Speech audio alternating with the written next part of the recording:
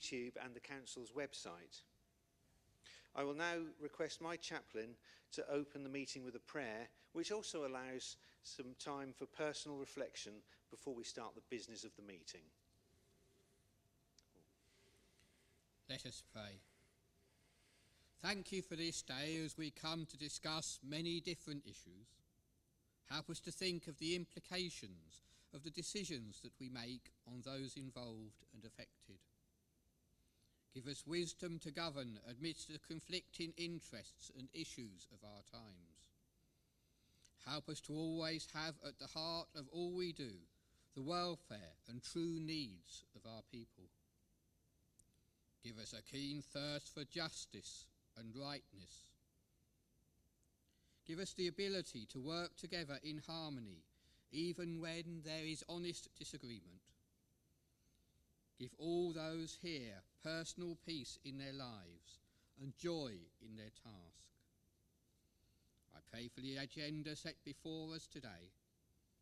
When we consider the Torbay Harbour Master Plan, help us to reach an agreement that will bring about the best possible outcome for the life of the harbour, both now and in the future. In this difficult economic climate, when there are always seems more and more need and less money, we pray for the decisions to be made in respect of the finances of the Bay, both now and in the future. Help us to think of the vulnerable and the impact that our decisions will have upon their daily lives, seeking to always do the best we can with the resources that we have. Please give an assurance of what would please you and what would benefit those who live and work in and around our beloved borough of Torbay. It is in your most blessed name we pray. And we close our time of prayer by joining together in the words of the Lord's Prayer. Our Father, who art in heaven, hallowed be thy name. Thy kingdom come, thy will be done, on earth as it is in heaven. Give us this day our daily bread, and forgive us our trespasses, as we forgive those who trespass against us. And lead us not into temptation, but deliver us from evil. For thine is the kingdom, the power and the glory, for ever and ever. Amen. Please be seated.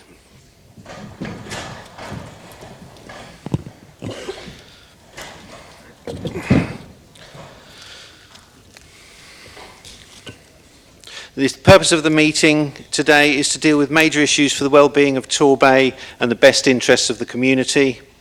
My role as chairman, as ever, is to act as Pontius Parrott and ensure that the agenda is dealt with efficiently to allow fairness and proper debate. Also, due to the size of the meeting, we will be governed by strict procedures and standing orders.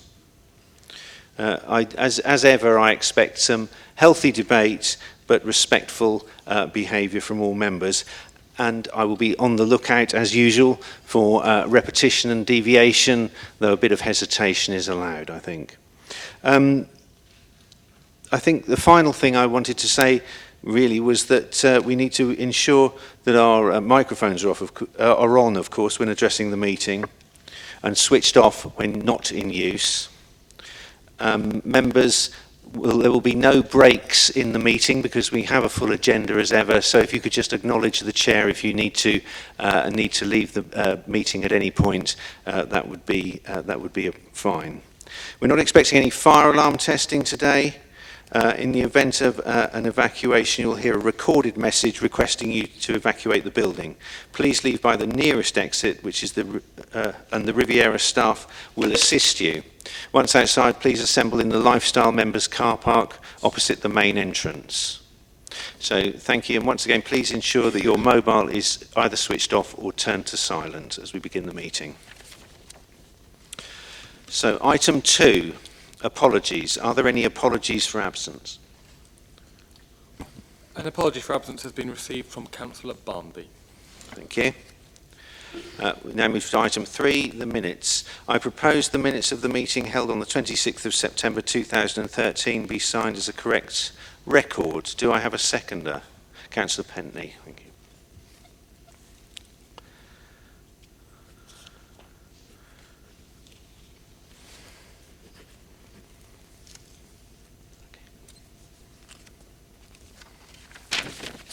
Moving on to item 4, declarations of interest. Have members any non-pecuniary or disclosable pecuniary interests in any of the matters on today's agenda? Chairman, Mr. Mayor. I declare an interest in the item that comes up under B&Q when it's discussed, if it is, at the Capital Investment Plan. Thank you, Mr. Mayor. Any more? Councillor Stocks. Thank you, Chair. I have a non-pecuniary interest in item 12, as I am a non-executive director of Plus. Thank you, Councillor Stocks. Any more? Councillor Excel. I also have an interest in, as I have a shop near B&Q. Thank you. Thank you, Councillor Excel. Any more for any more? No, okay. Have any officers any personal interest in any matter on today's agenda? Chair, I declare an interest in item 19. Thank you, Anne-Marie. Would members please ensure that they also declare their interest before the relevant item is discussed and complete the interest forms in front of them? This time I will try and remember that you have interest in the meeting and pause at that point. Okay. Item 5, communications and announcements. Firstly, I'd like to thank all those involved in supporting the free trial to the webcast of this council meeting. The local businesses and partners include Curtis Goss from Pano 360, Nick Ellison from nickellison.net, Rob Watson from ESW Solutions Limited, Stephen Ellison from iRise Productions, South Devon College, whose students are controlling the cameras, and the Herald Express, all of whom have donated their digital expertise and or equipment to allow the council to trial the webcast for free. So many thanks to them. I held a tea dance and cabaret on the 6th of November, which some members I know came to, at the Redcliffe Hotel in Paint, and I'm pleased to announce that we raised £303 for my chosen charity, the Motor Neurone Disease Association. So thank you to all who attended and contributed. I'd also like to thank all those who attended the superbly attended Civic Church service, which was held on the 6th of October. I'd like to remind members that there's a Civic Carol concert being held on the 10th of December here at the Riviera International Conference Centre, and you're all, of course, invited to attend. And finally, this is Anthony Butler's final meeting as our monitoring officer, and he'll be leaving the council at the end of the year. On behalf of the council, of course, I'd like to thank Anthony for his hard work and fair and common sense approach that he's brought to his role as monitoring officer, and I'm sure you'll join me in wishing him well for the future.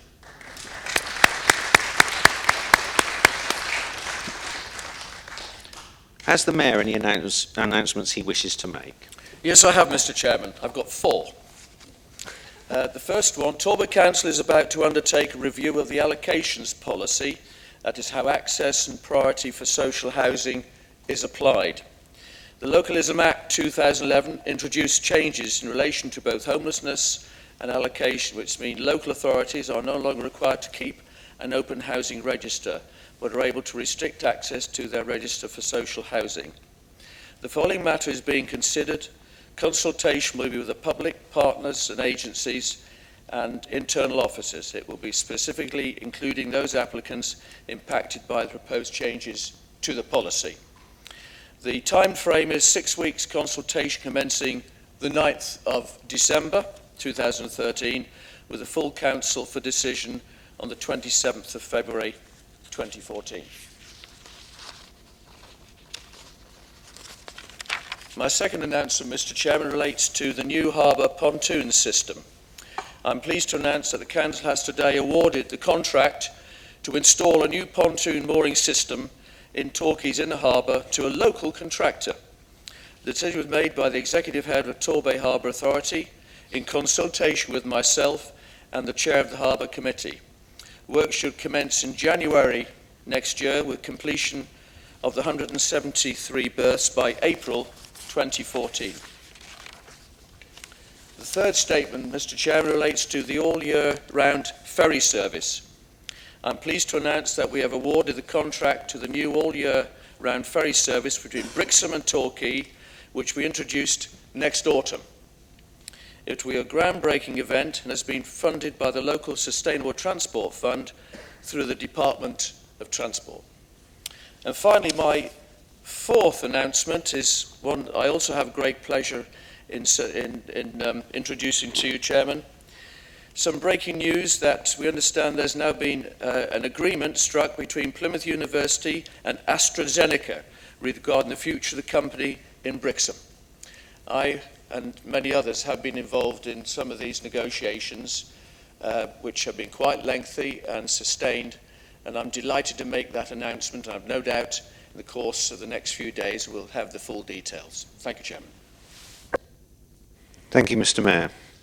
I understand that the Executive Director of Finance and Operations has no announcements that he wishes to make.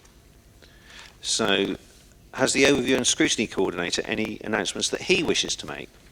No announcement, Chairman. Thank you very much. Thank you very much, Councillor Thomas. Okay, my item 6, petitions for noting. The Council has received 3 petitions for noting. First petition, a petition requesting traffic calming for Jacks Lane with approximately 34 signatures. The second petition, a petition requesting to introduce a school crossing patrol before the 3 schools of Watford Primary, Coombe Pafford and Mayfield, approximately 243 signatures. And thirdly, a petition requesting Wells Street be permanently closed, approximately 43 signatures. The petitioners have all requested that their petitions are submitted direct to the decision maker, and therefore they will be considered by the Service Manager Street Scene in consultation with the Executive Lead Member for Highways, Transport and Environment. So moving rapidly on to item 7, public question time. 3 public questions have been received and have been printed with the agenda. Since the agendas have been published, I've also been advised that Mr. Brooke wishes to withdraw his question. Therefore, we have 2 questions remaining from Mr. Long regarding the landslip on Lymington Road, Torquay, and the B&Q site. Mr. Long, welcome to the Council meeting. Would you please take your seat at the microphone?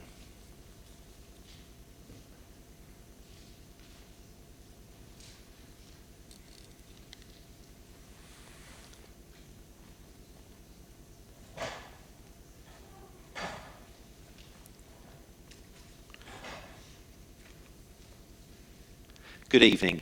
You have 5 minutes to present your first question regarding the landslip on Lymington Road, Torquay, and I'll let you know when you have 30 seconds remaining.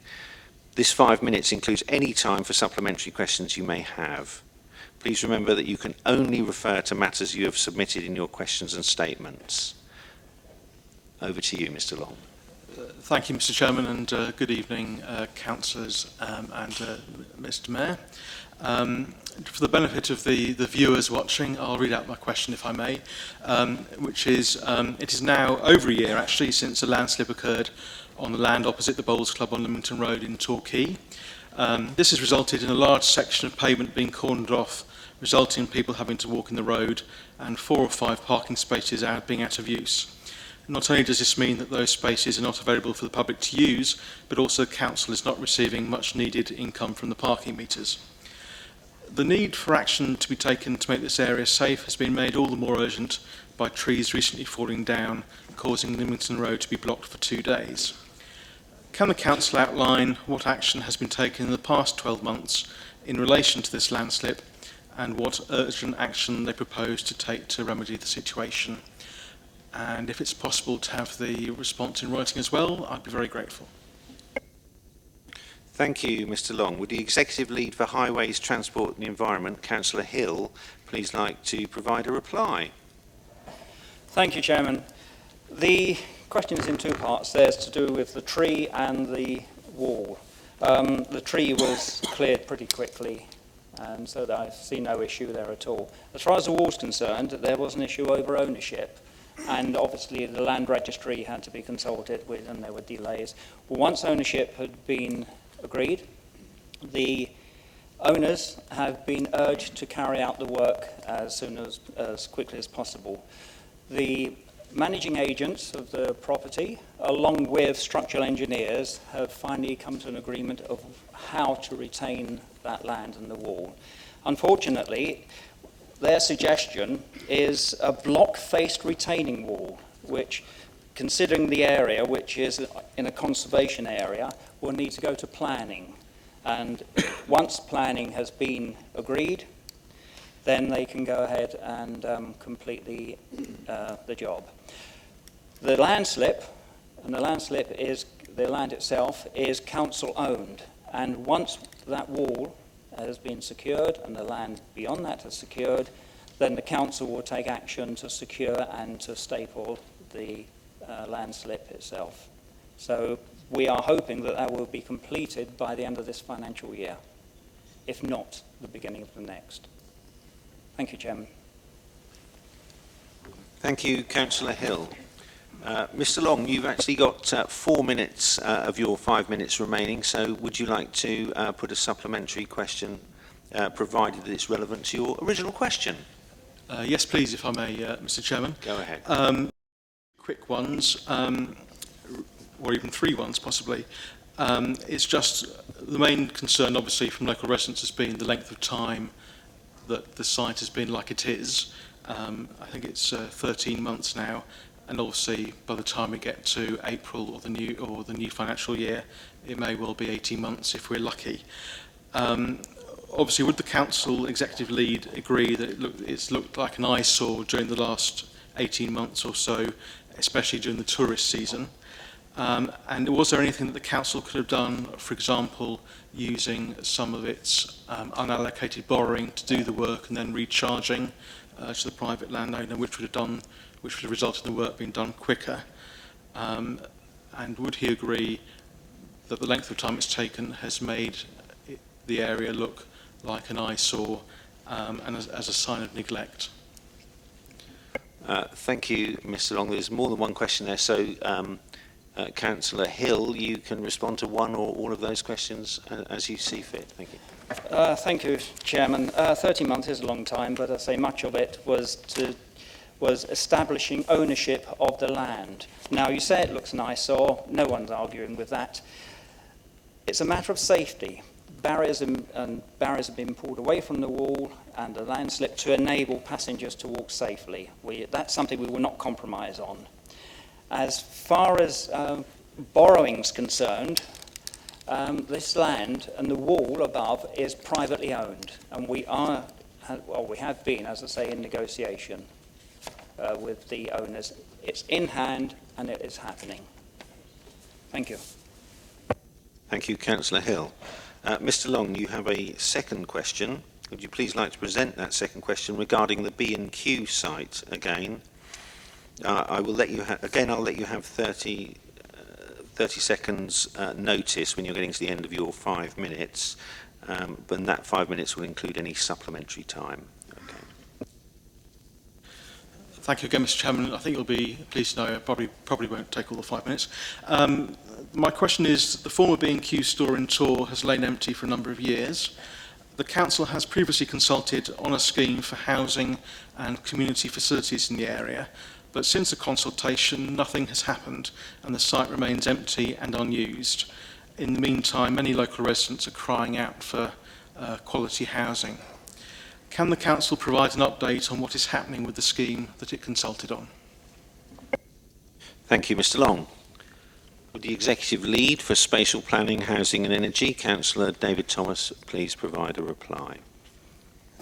Thank you very much indeed. I'm delighted, Mr. Long, that you've asked this question because certainly when we came into administration, we saw that it was an area that needed some work desperately doing to it, and we have put a significant amount of time, effort and resources into trying to resolve it. So I think it is worth actually just stepping back to try and explain what we have done and, more importantly, where we are and how we intend to move it forward. So effectively, Torbay Council worked with Sanctuary Housing Association and a local GP practice to deliver a mixed-use scheme comprising of residential accommodation and a new GP surgery. A commitment to financially support that redevelopment project on the former B&Q site was given by this Torbay Council, and it was a cross-party agreement. I think everybody here is looking to try and bring that site forward. Further on from there, feasibility work was carried out, including surveys and design work, to reflect the differing needs of the housing association, doctors and local community. You quite rightly stated that these plans and proposals were then consulted on via an exhibition held at the Torbay foyer. These proposals included the mixed-use scheme of the GP surgery and the residential accommodation, which was the preferred option, and then a purely residential option to act as an alternative, basically as a fallback position if the doctors decided not to proceed. Further updates and consultation partnership and the Tour Traders Association to gather views and incorporate them into the project.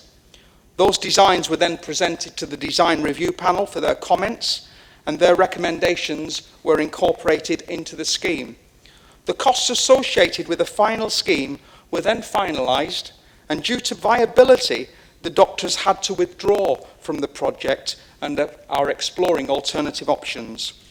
Attention was then diverted to the purely housing option, and Sanctuary, together with Torbay Council, were negotiating with the current landowner on the terms of the acquisition. And that's where we were. Things were moving along quite well. However, more recently, a decision was made by Sanctuary at a national level not to pursue any new schemes that fell outside of their current 2011-2015 development programme, as they wanted to concentrate all of their resources delivering the schemes and associated milestones on the projects that they had already previously committed to. I would emphasise that this was not a Torbay decision, it was a Sanctuary Housing Association decision, and it was a Sanctuary Housing decision from a board level representing their views on all of their projects across the whole of the UK, and not the Torbay schemes. The Torbay schemes that Sanctuary were involved with have all come through to fruition or are actually being currently worked on. But they decided that they were not going to put any new projects in until they delivered what they were currently on. Therefore, Sanctuary were unable to give a definitive timeline on when they would be able to proceed with the development, and Torbay Council decided to thank Sanctuary for their efforts to date, but then to begin to bring in another partner to avoid further delays. The work carried out with Sanctuary to date has not been wasted, as the project team has been retained by the new Housing Association, West Country Housing Association, along with all that work that had previously carried out. So, as I say, we're now working with West Country to bring this project forward. It had been proposed that Torbay Council would acquire the site, subject to achieving a planning permission as part of our investment in the project, whilst working with West Country to deliver a new affordable housing development for local people. And if you'd have asked me the question last week, that would have been the end of my response, because that's exactly where we were. But unfortunately, a lot happens in a week, and in the last week, unfortunately, I need to report to the Council that West Country have been actively working on the project, carrying out some further cost appraisals and site valuations. This work has now thrown up additional information which has shown that the proposed development to be unviable for West Country Housing Association, and as such, they have now indicated last week that they do not wish to proceed with the scheme. Torbay Council is now looking into the information gathered to see if there are any remedies, solutions to the issues identified by West Country, or if there are alternative proposals that would be more viable, and thus the redevelopment of this empty building. So to recap, we are still committed. This is the second housing association for different reasons that we have now effectively come to a standstill with, but we are still committed to bringing that site forward, and we're currently working on how we're going to do that. Thank you, Councillor Thomas. Mr Long, you have 4.5 minutes if you'd like to ask a supplementary, as long as it's relevant to the original question. Thank you. Thank you, Mr Chairman. I would only ever ask questions relevant to the previous one. Thank you for that reply. That is sort of sad news for the area. Can I just ask one supplementary, which is, has any grant money been lost from the government or the Homes and Communities Agency as a result of what's happened? Councillor Thomas. There has no grant money been drawn down for this particular scheme. We would be requiring the HCA to fund any particular scheme that came forward, but that would be from a housing association perspective, that grant would be associated to a housing association and not directly to Torbay Council. Thank you, Councillor Thomas. Thank you, Mr Long. If you'd like to return to your seat in the audience. Thank you.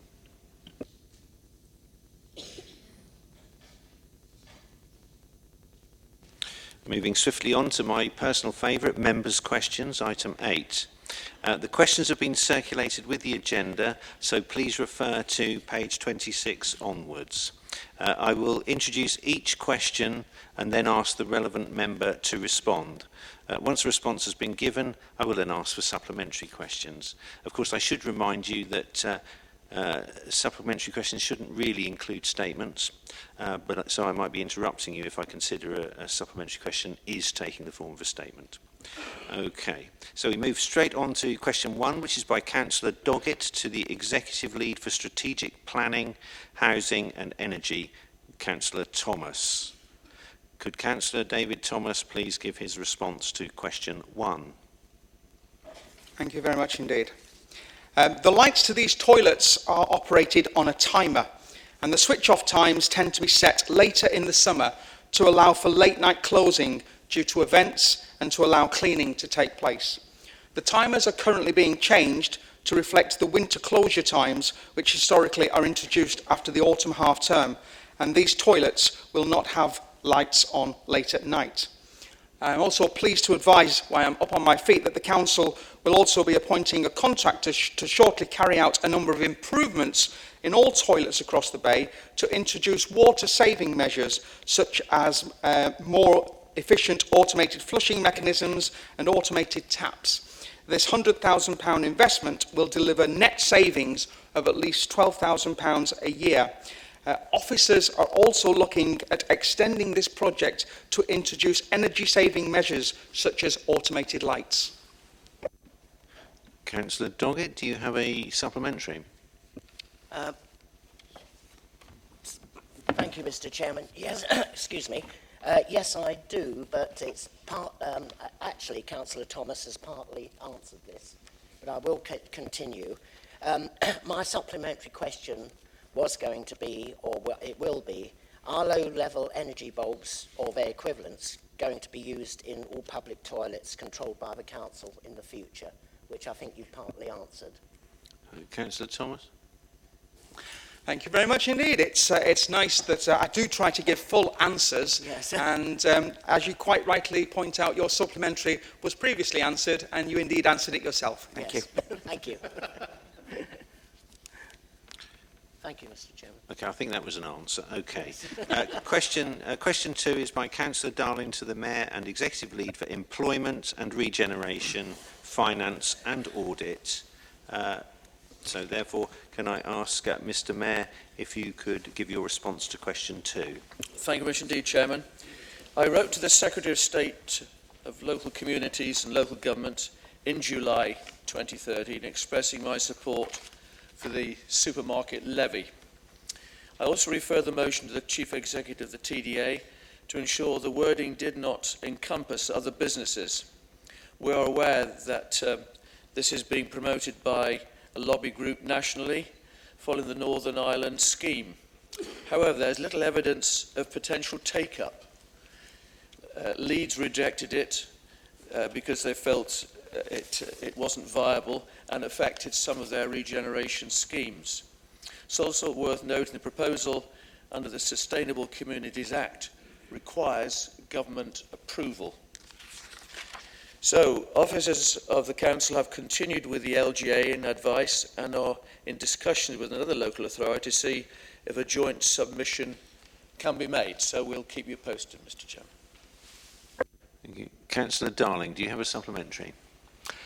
Yes, I'd be grateful if the Mayor would be kind enough to share the paper trail with me, because I'm keen that we progress this matter as a matter of urgency because of the desperate finance crisis that we find within the Council's finances.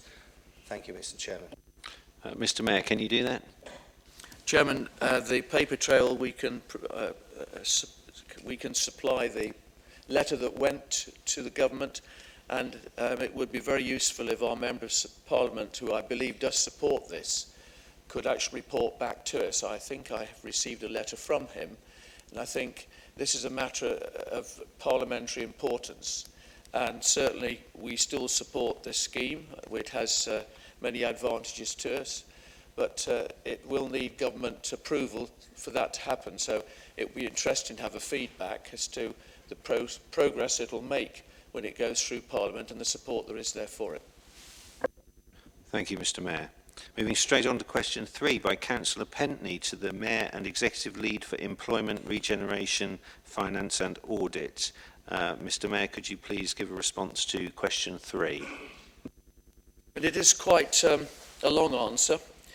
Torbay Council HR is currently working with the National Apprenticeship Service, TDA, schools and other partner organisations to develop an apprenticeship strategy for Torbay Council and the wider Torbay business community.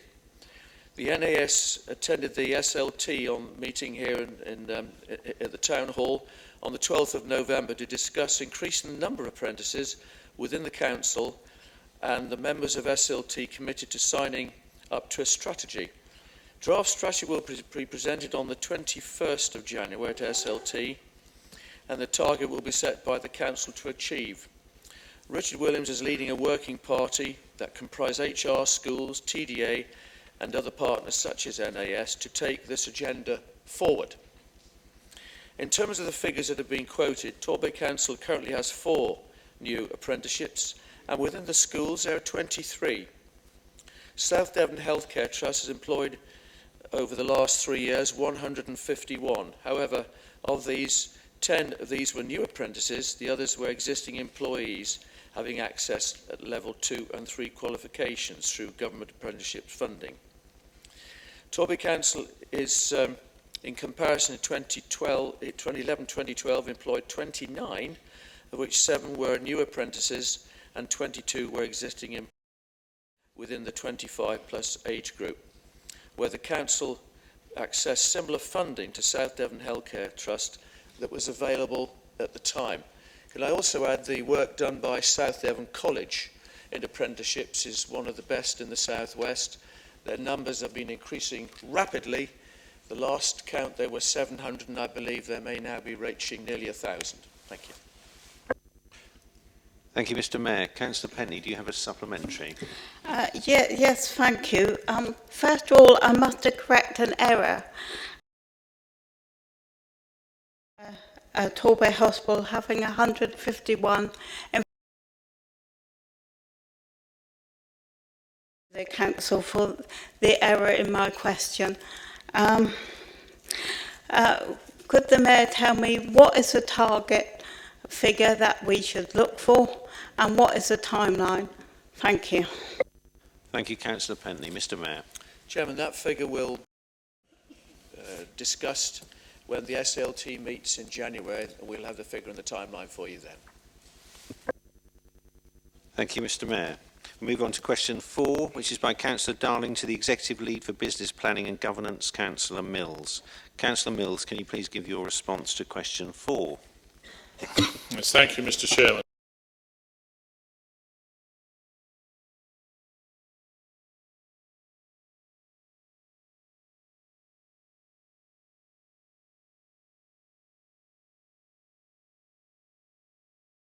Harbour Authority 1, Community Safety 1 and Children's Services 9.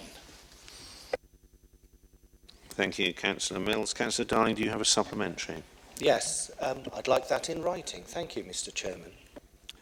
Is that okay, Councillor? Yes, not a problem. Thank you very much. Moving on to question 5. This is by Councillor James, the Executive Lead for Children, Schools and Families, Councillor Pritchard. Councillor Pritchard, can you give your response to question 5, please? Indeed I can. Thank you very much, Mr. Chairman. The question of the preparedness of young people for the world of work when they leave school is one that's been identified recently by the Child Poverty Commission in Torbay and indeed by the recent report from Overview and Scrutiny on Youth Unemployment. I think it is an important issue and certainly one which a lot of work is already being done on within children's services. It's worth pointing out, I think, that our numbers for those not in education, employment and training remain at a very low level at 5.4%. We're at the lowest of all peninsular authorities. So I think that's something to be proud of. However, there is more work to be done and the work that is already ongoing will continue. I think it's worth pointing out that this is not just about children's services, not just about schools. I think the business community has an important role to play in this, and I would certainly urge them to play an active role in helping to shape what those outcomes need to look like in order to make sure that young people are properly prepared for the world of work. And in closing, I will actually answer the question, Mr. Chairman, which is to say that, yes, of course, delighted to write the letter, and I would indeed ask the Mayor, I'm sure he'd be quite happy to countersign that as well. So thank you. Thank you, Councillor Pritchard. Councillor James, do you have a supplementary? No, that's fine. Thank you very much. So moving swiftly on to question 6, Councillor Darling to the Executive Lead for Business Planning and Governance, Councillor Mills. So could Councillor Mills please give his response to question 6? Certainly, Mr. Chairman. Torbay has facilitated 10 work experience placements in the last year. These were in the following areas: libraries 5, post room 1, children's 3, transport 1.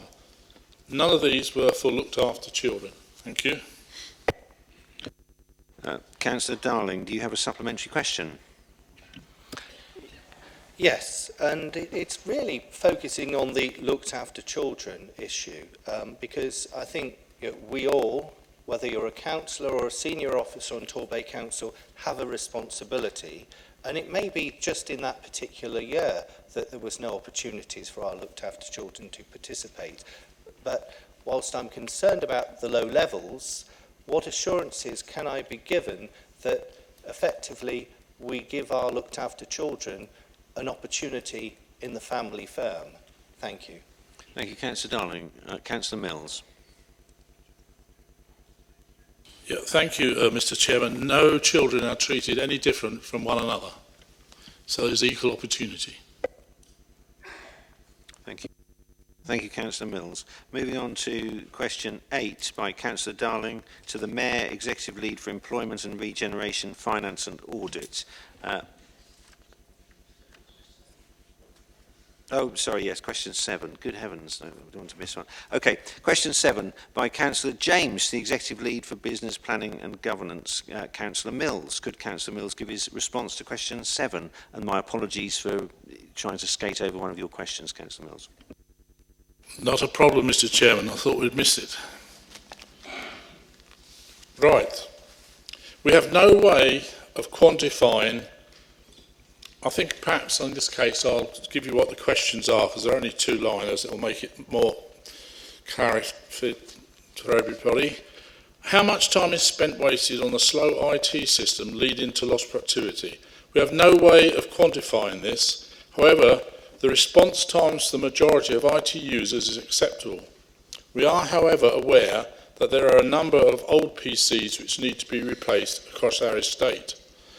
PCs are not always the cause of slow response times. The data, network, infrastructure, the actual back office systems and databases being accessed can all have an impact on response times. You cannot compare the response time of a standalone PC, e.g. a home PC, with a PC which is connected to an enterprise network and all the associated systems attached to it. Next part of the question was, how much would it cost to upgrade the systems to the latest operating systems, e.g. Windows 7 or 8, or to purchase new computers? We are already in the process of upgrading the PC operating systems to Windows 7, as Windows XP is no longer supported by Microsoft from April 2014, and also we are upgrading, replacing old PC hardware if required. This project is being part funded from the existing corporate IT renewals fund and departmental equipment budgets where appropriate. The estimate is 100 to 150k, dependent on whether hardware needs replacing. As our staff numbers continue to reduce, high-spec PCs will be redistributed to remaining staff in the organisation. Next year, we could see a large number of high-spec PCs return to ICT for redistribution to replace old equipment. And the rest of the question was, would this lead to cost savings for the next financial year from time no longer spent waiting for slow computers to work? Improving ICT response times will no doubt show a minor improvement in productivity.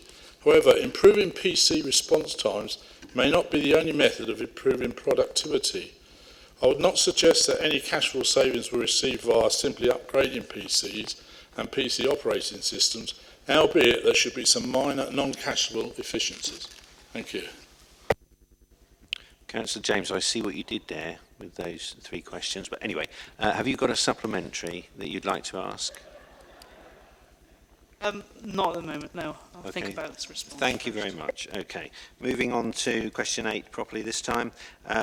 Councillor Darling's question to the Mayor, Executive Lead for Employment, Regeneration, Finance and Audit. Mr Mayor, could you give your response to question 8? Thank you. Together with our Executive Officer, I met with the LGA and Semeric at the Rewiring Public Services event in Exeter on the 10th of October this year. Together with councillors across the South West Regional LGA, we discussed the future financing of local government and the longer-term solutions to the reductions in local government expenditure. There are no easy solutions, but we support the LGA and their communications and lobbying with all political parties to get a good settlement for local government for future years. I also confirm that Steve Parrott, Executive Director, attended a follow-up meeting with the LGA on the 27th to impress upon them the government the impact and challenges many unitary authorities are facing. The impression I got from other local authority leaders I met were that it is across the board. It's not just for Torbay Council, but hundreds of other local authorities are in the same situation as a result of how members of Parliament obviously have voted for these cuts. And I see there's nothing in the autumn statement that will change anything, but perhaps when we look at the small print, you never know what we might find. Thank you, Mr Mayor. Councillor Darling, do you have a supplementary question? Thank you. Yes, I fear a bit of sleight of hand compared to my question, Mr Chairman. The key issue that I was hoping could be achieved from the original meeting in April was a cross-party consensus on some of the real big problems that we've got to face in Torbay and the challenges that we face. Mr Mayor, why are you not engaging across all members as you did in April, as you promised previously? Thank you. Mr Mayor. Chairman, the important thing is that we support the Local Government Association, which represents all parties. It is the most powerful grouping in the land, and they have and will have more influence than individual local authorities or individual parties. Together, supporting them is a much better chance of success. Thank you, Mr Mayor. Question 9 by Councillor James to the Mayor and Executive Lead for Employment, Regeneration, Finance and Audit. Mr Mayor, could you give your response to question 9, please? Thank you, Chairman. The 1.5 hour potential free parking time limit has been set by the Council with a view to achieving two aims. The first is to allow sufficient time for residents to do their food store shopping, as well as visiting local shops.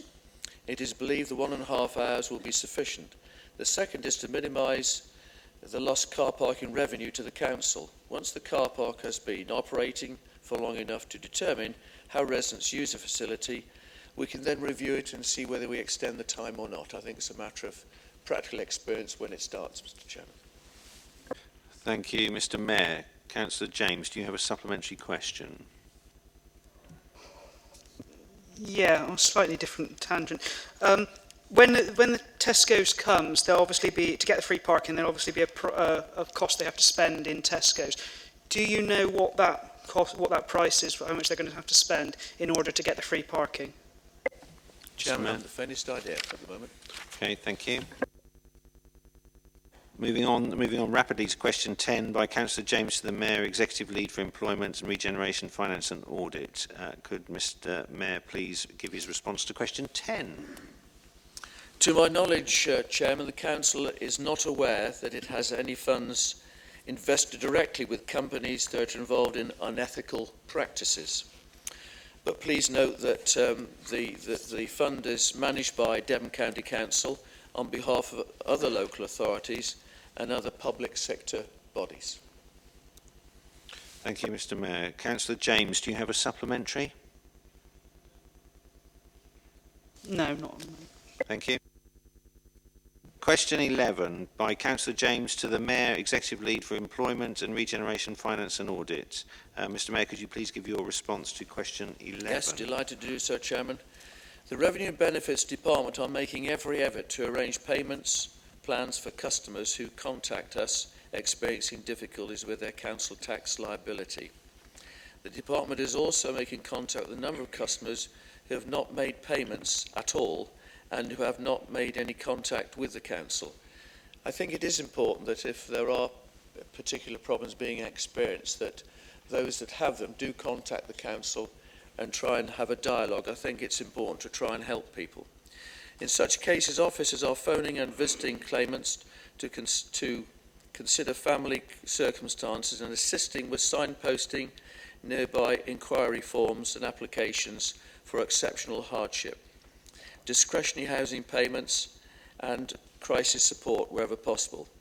The Council does recognise the difficult position of a significant number of residents are facing due to the welfare reforms implemented by the coalition government, and the Department will endeavour to do as much as possible at the early stages of the recovery process to prevent summonses and court action. Thank you, Mr Mayor.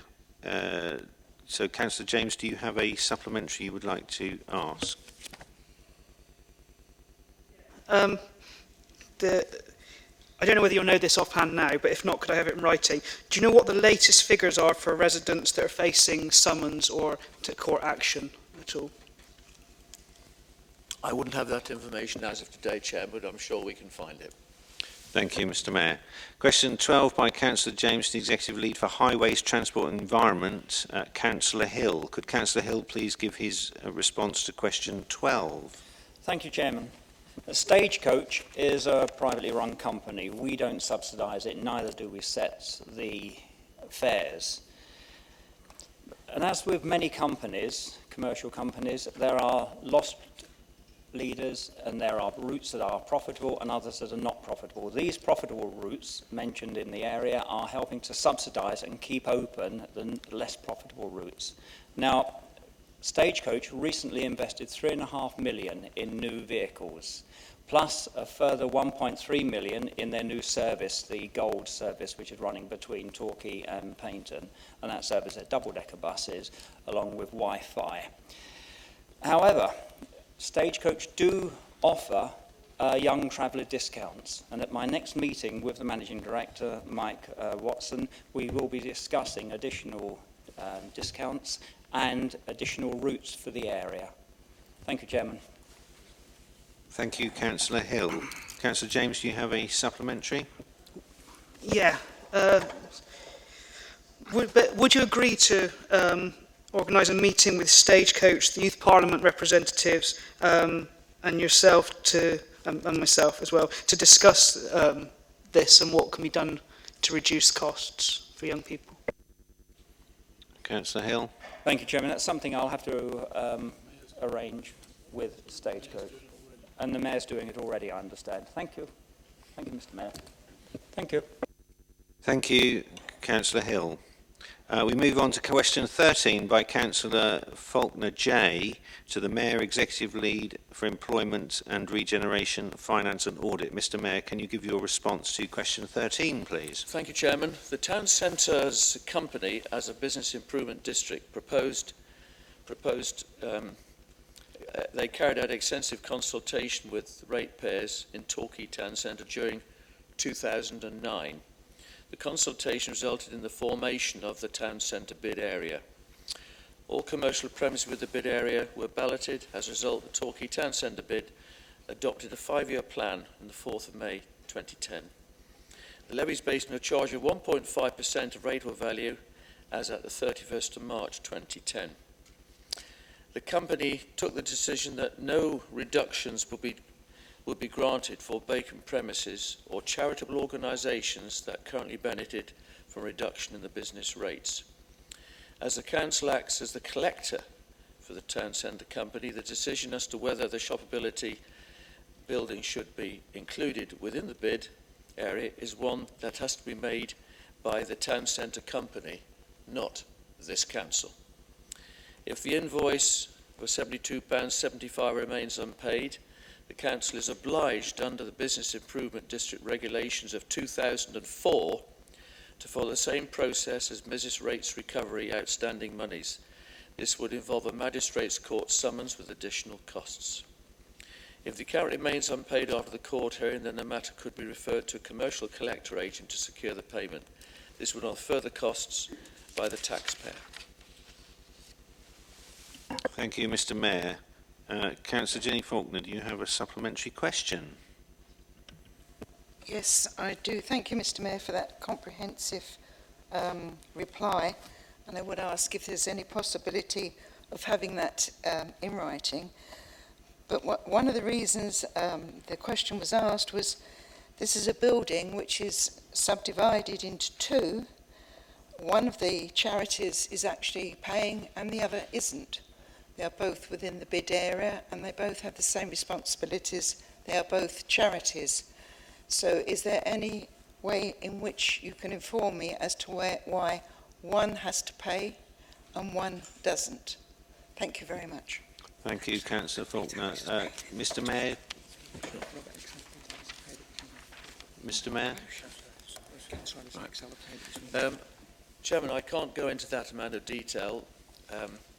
Obviously without the consent of those involved, and I'm not aware of it anyway, but I've just been informed that two of our councillors here have actually paid the account. Councillor Excel and Councillor Addis. Thank you very much. Thank you.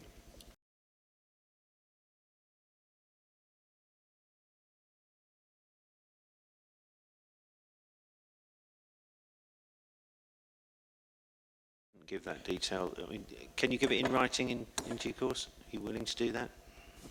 Chairman, I think we just need some legal advice because we are not aware of the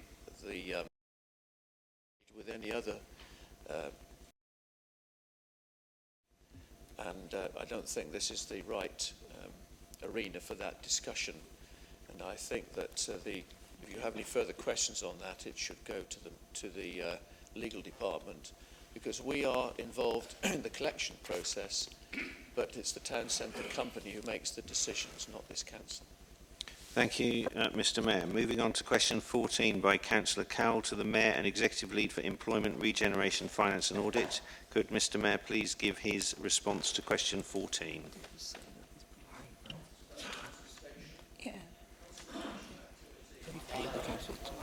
Sorry.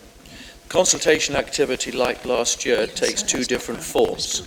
Firstly, there's the general consultation activity, which includes the event in Torquay, which you were at, of course, on the 2nd of December, and a further event which we held on the 9th of January. We've said Paynton Library, but we're not absolutely sure about that because of the number of people that may come to the second meeting, so we may need to look at a larger capacity location to take the number of people. As part of the general consultation, there's surveys available for people to complete via libraries and connections offices, as well as online surveys. Members of the community can also take the opportunity to balance their own council budget through a budget simulator which is available online. Secondly, however, there is a targeted and specific consultation activity. This will take place with service users and key stakeholders who may be specifically affected by the proposals. There are currently a series of smaller and more focused consultation plans being undertaken with specific groups of people. Those who may be affected have been identified through the draft equality impact assessments, which we have published. The consultation activity will aim to understand what the impact of the proposals will be for those people losing the service affected by the proposals. This information will be used to review and update the equality impact assessment so that members can take an informed view about the impact of these proposals in February. So there's a wide range of consultation. It's not just one meeting. It is much wider than that because we want to make sure that everybody has an understanding of these proposals and can make a judgment before this decision is made at the council meetings. Thank you, Mr. Mayor. Councillor Cowell, do you have a supplementary? Yes, thank you, Chair. Firstly, could the Mayor actually answer the second part of my question? But also, I would of course welcome the late addition as an afterthought, a consultation event in Paignton. When will you hold one in Brixham? Thank you, Councillor Cowell. Mr. Mayor. Chairman, we feel that having one in Paignton is sufficient.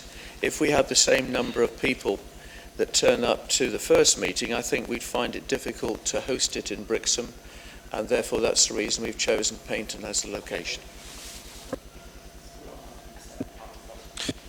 Thank you, Mr. Mayor. That concludes members' questions for today. Moving on to item 9, motions.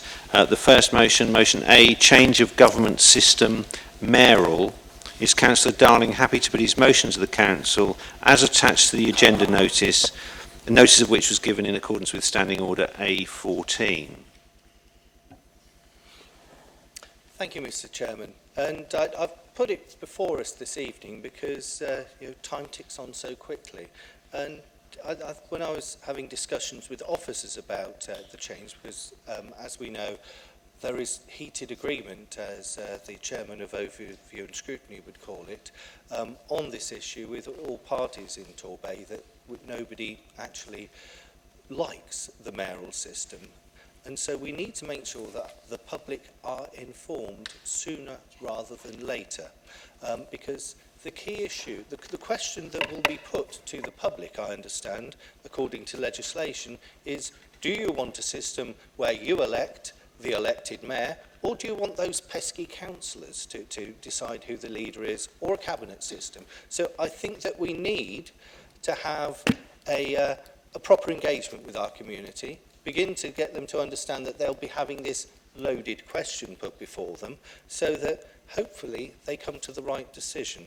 I know that it's quite interesting that when I was speaking to a reporter today who was doing a piece on this, she found the odd person in favour of it, but the vast majority of the public were against the mayoral system. So I think it's important that we start engaging sooner rather than later, rather than doing it at a last-minute rush, a bit like what's happening with the budget process at the moment, where a lot of this could have been in years ago. Let's get ahead of the game for once and positively engage with our community, so that of the two systems, whether it's the leader of the council and cabinet or the committee system, that we actually get it fit for purpose for our local community.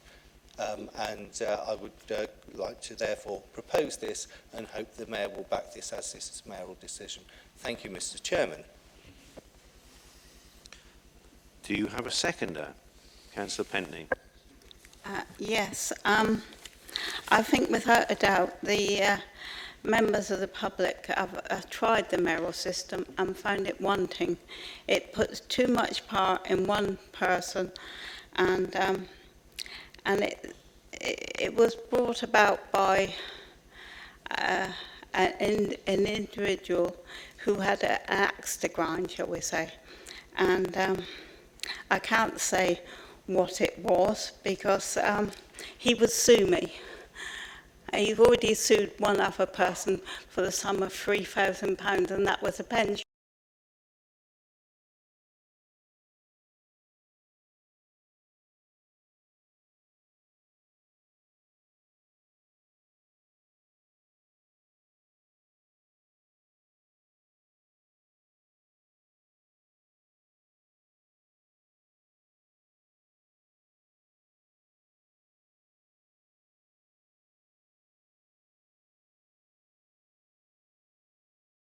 We have at the moment, the mayoral system we have now was introduced under a Liberal Democrat administration, and the specification that I work to was drawn up by them as well. So I'm working to a system which was set before I was elected, and therefore I try and make it work to the best of my ability and have a working relationship with this council, my colleagues and opposition members. I've tried to make it more inclusive so that opposition members, we work as a team on many of the major issues. And of course the best one has been children's services, where we've worked as corporate parents across this table very successfully. But what I cannot do, and the monitor officer would probably criticise me if I did, would be to make a commitment this side of an election, because the Labour government, I think in 2007, 2008, ensured that there was a 10-year programme of an elected mayoral system in Torbay. So we have the system that we're experiencing now, and because that has gone through Parliament, we cannot change it. But within the system, there is an opportunity after the election of 2015 to make some recommendations for change. Now, I do not support starting those recommendations now. I think it is premature. And if you look at the cost of doing so, which in the report which the monitoring office has done, I think is around £160,000 to do, I think in our present budgetary situation, the public would not consider that to be a sensible use of our revenue resources, bearing in mind the pressures upon us. What I would like to see is a review of the mayoral system in perhaps the spring of 2016, and I'm standing for re-election again. If I was re-elected, I would honour this as an election promise, to have a review of the mayoral system in May 2016. That would coincide with the Police and Crime Commission elections, so you have another election at that time, so you could substantially reduce the cost to the electorate, and it would give time for proper consultation. So I believe that is a sensible way forward. It gives time for consideration, but of course we don't spend 160, 170,000 now prior to that. We need to give the public an opportunity within the legal framework that's been created by government, where we have no change till 2019. And I think that is an opportune moment for the electorate to decide what their recommendations might be. We need to listen to them. I have a personal view, which I've expressed when I was elected, which hasn't changed. I've had experience in my political life of all three: mayoral system, committee system, and of course the cabinet. And of the three, I prefer the committee system, but I must say that if you were to have another one of those now, it would have to be streamlined very substantially, because the costs, how it used to be run, we couldn't afford now. So we do have to make some changes in 2016, but that is what I'd recommend to the Council. That's what I'd like to see achieved. That's in accordance with what I promised, Mr. Chairman. Thank you, Mr. Mayor. Moving on to motion B, developing a tourism bid. Is Councillor Darling happy to put his motion to the Council as attached to the agenda notice of which was given in accordance with Standing Order A14? Councillor Darling. Thank you, Mr. Chairman. And I see this motion as a level of gunpowder diplomacy with the elected mayor. We have a very successful tourism company, as highlighted by the question put by Mr. Brooke that was pulled back from earlier on in the meeting, I think they've really got it spot on. But their sustainability has been an issue of public debate. And in their medium-term strategy, we're looking at the development of a tourism bid, and yet I'm very concerned that our elected mayor is developing a rival bay-wide bid that could torpedo the tourism company plans.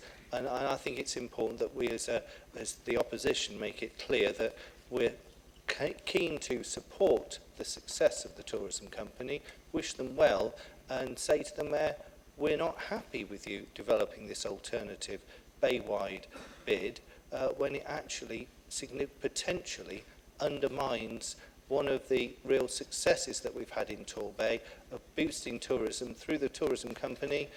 And when one reflects to oneself, our elected mayor has had an issue for some time where he tried to force a shotgun wedding between the Riviera Centre and the tourism company at the beginning of his tenure. And so I think that we as opposition need to back the tourism company to ensure that they become masters of their own destiny rather than torpedoed by the mayor. Thank you. Do you have a seconder? Councillor Pentney. Yes, like many other councillors, we attended a very successful meeting here by the English Tourism Company.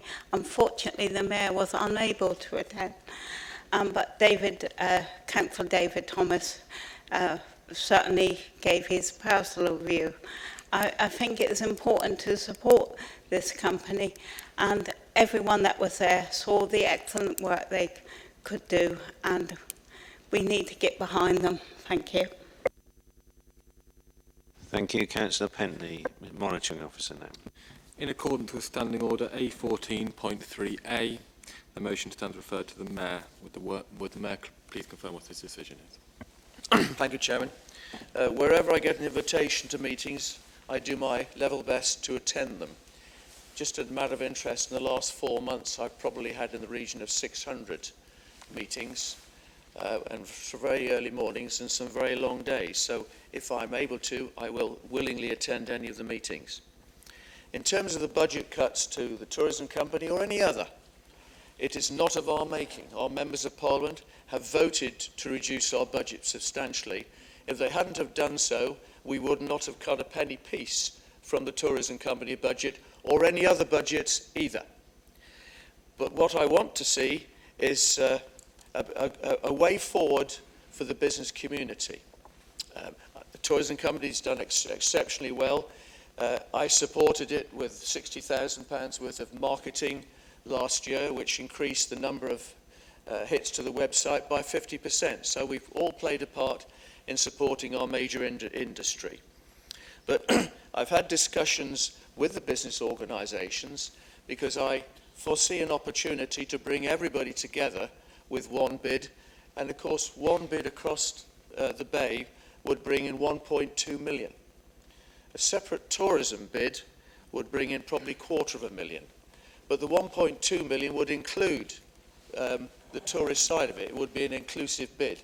And I ask people to think that a much larger sum of money would have a far greater impact from a marketing point of view, bringing all the towns together, all the business organisations together. And when I met them recently, I asked them, rather than make a decision there and then, to go away and talk to their executive members and their organisations and come back. We will have another meeting at the end of January. It is a very substantial sum that could be raised, and that would help the marketing of the bay. The other organisations that are already set up could form part of that, and we could have a very strong bond and a strong partnership for the marketing of Torbay. So no decision has been made on that yet because I've asked them to go away and talk to their organisations. So rather than me make a decision today, I want to be an ongoing dialogue, which I think is sensible, so we don't come to some very quick decisions just on one issue. So what I want to happen is I want one of the policy development groups to look at this, look at all the information that can be fed in by tourism company, by the other organisations, and also we look at the economic benefits to the bay. That is the fundamental success of this particular issue, and I know that around the table many people support this in this room. So that is my recommendation today. Thank you, Mr. Mayor. Moving on, we come to the section of the Council meeting, mayoral decisions. The Mayor is requested to make his decisions at meetings of the Council following the Council making recommendations to him. Therefore, on tonight's agenda, items 10, 11 and 12 will be debated and any recommendations voted on by the full Council. Following the end of the debate, each item and after any recommendation has been voted on, I will request the Mayor to confirm his decision. In accordance with standing orders, the call-in procedure will also apply to any mayoral decisions made at this meeting. So straight on to item 10, future state project.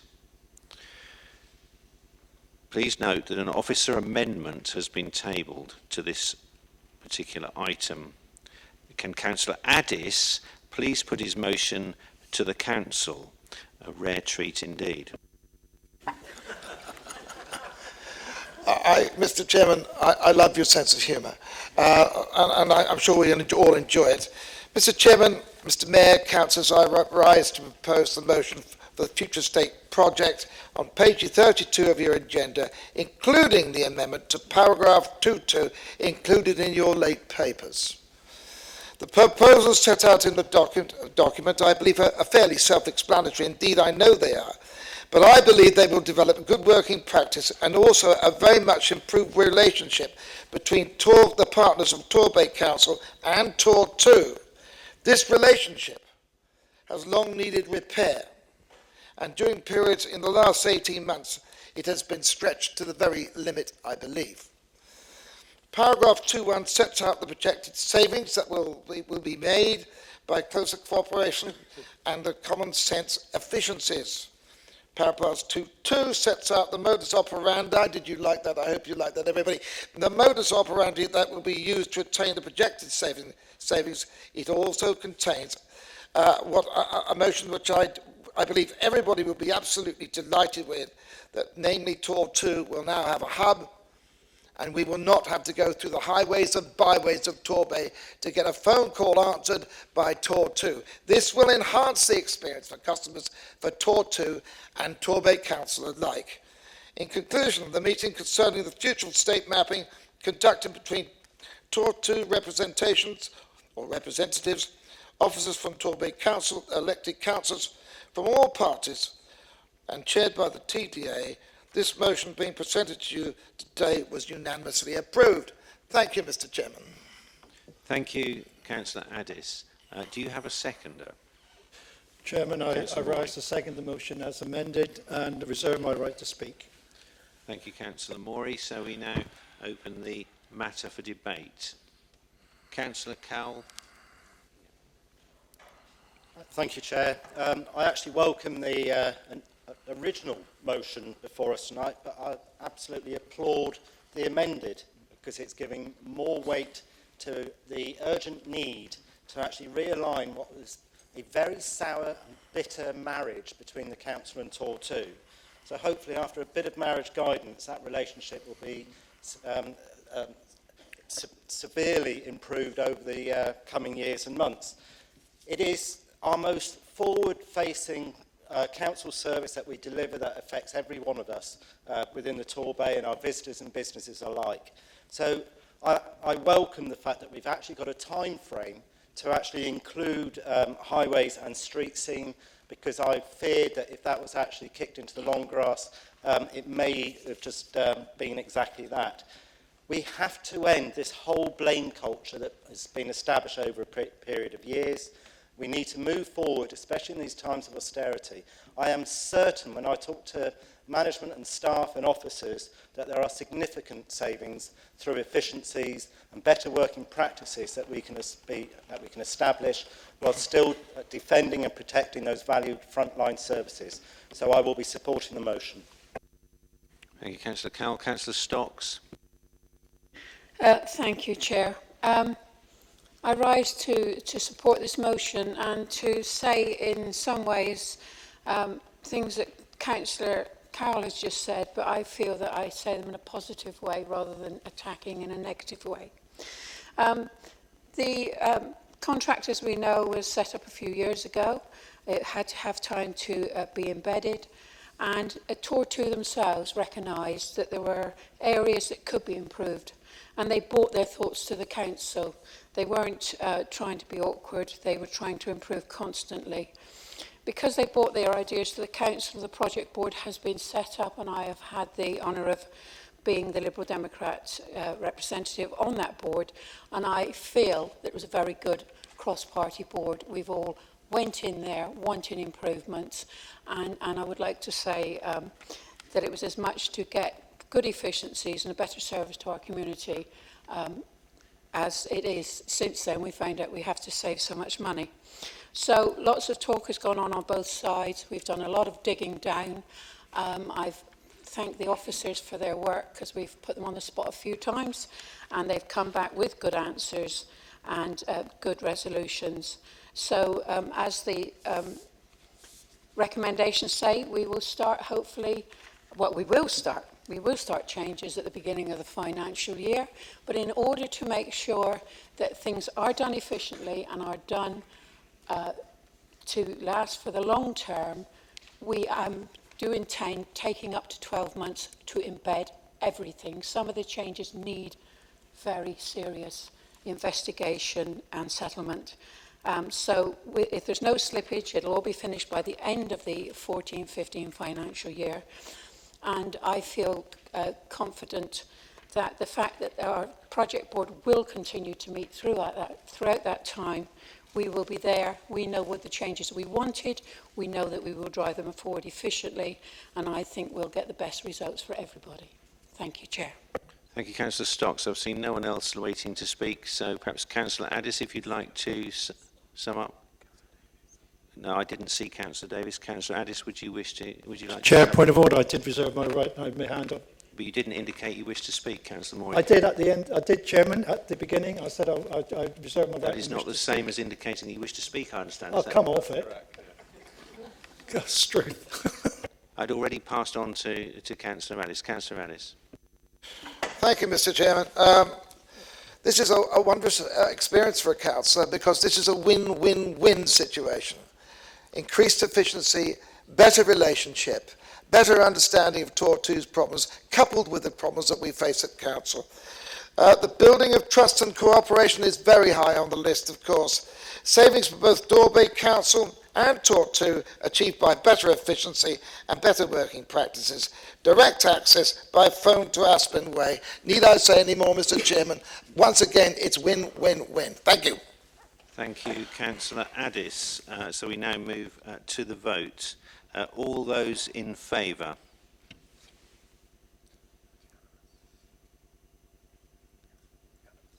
I'm advised that's unanimous.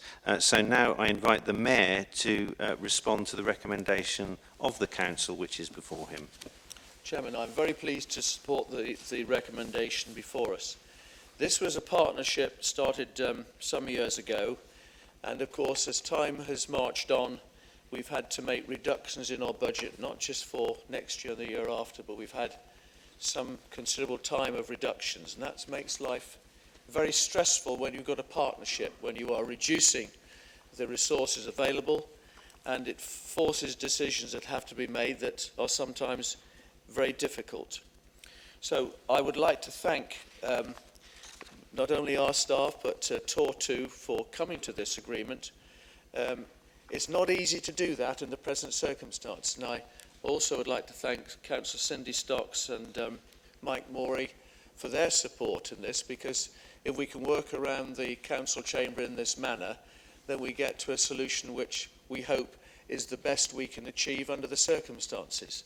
So it will mean a more efficient use of resources, a more efficient use of people and better planning, and we can foresee for the next couple of years how it's going to work. Some of the results we've had, particularly on recycling, have been quite dramatic. There are challenges on that for the future. But if we can continue a good relationship with Tor2, I meet with the directors, I meet with staff, and I think at last we've got an agreement which we can work together with and see some real benefits for the future. Thank you. Thank you, Mr. Mayor. We now move on to item 11, White Rock Land Swap. Can Councillor David Thomas please put his motion to the Council? Thank you, Mr. Chair. I don't intend to take a lot of time to present this one. We discussed this, the merits of the Innovation 3, some considerable time ago. This is really an update to that current position.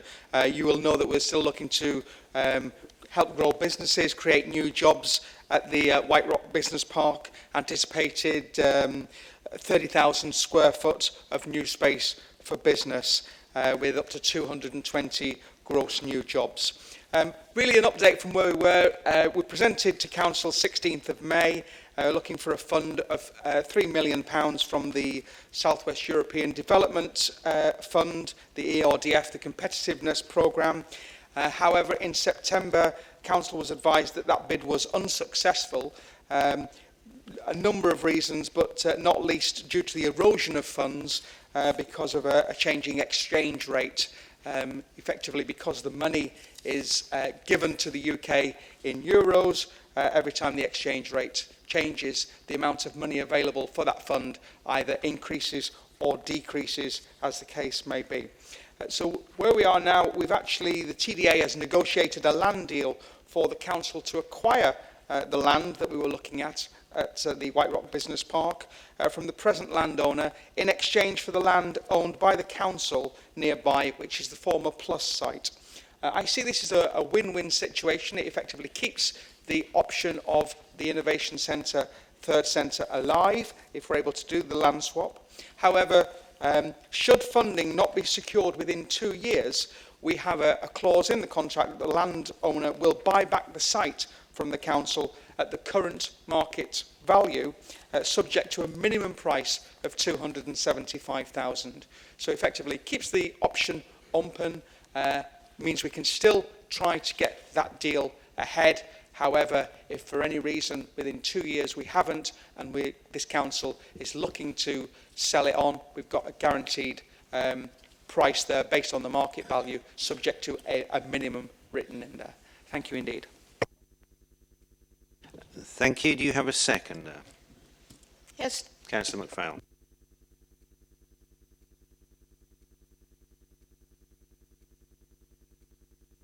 You put your microphone on, please, Councillor McPhail. Thank you. I shall have to borrow my neighbour's. There we are. Thank you. Yes, with the coming of the new link road, we need to demonstrate that we are supporting further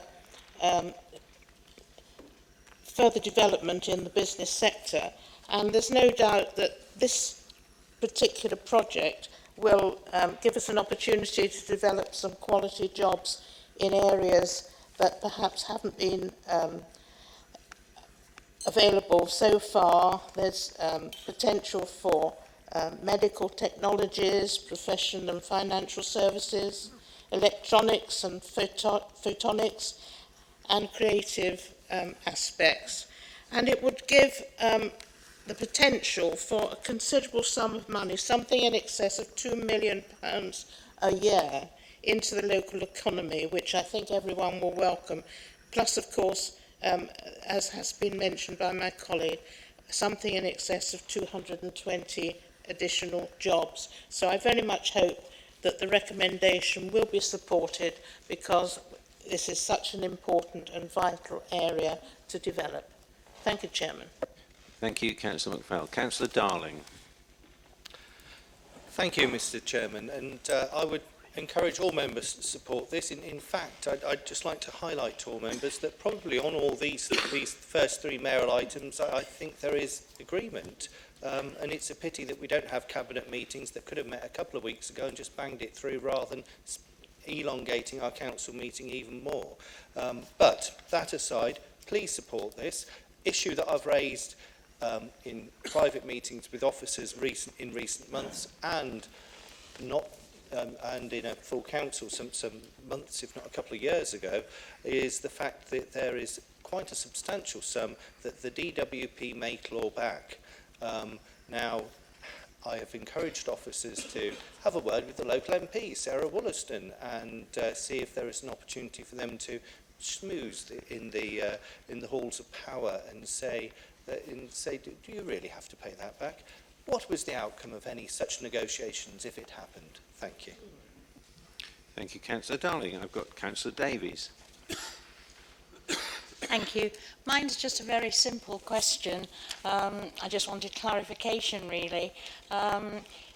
What is the market value now of this land? I can see what you might get back if you have to sell it, but I want to know what it is now. Thank you. Thank you, Councillor Davies. Councillor Morey.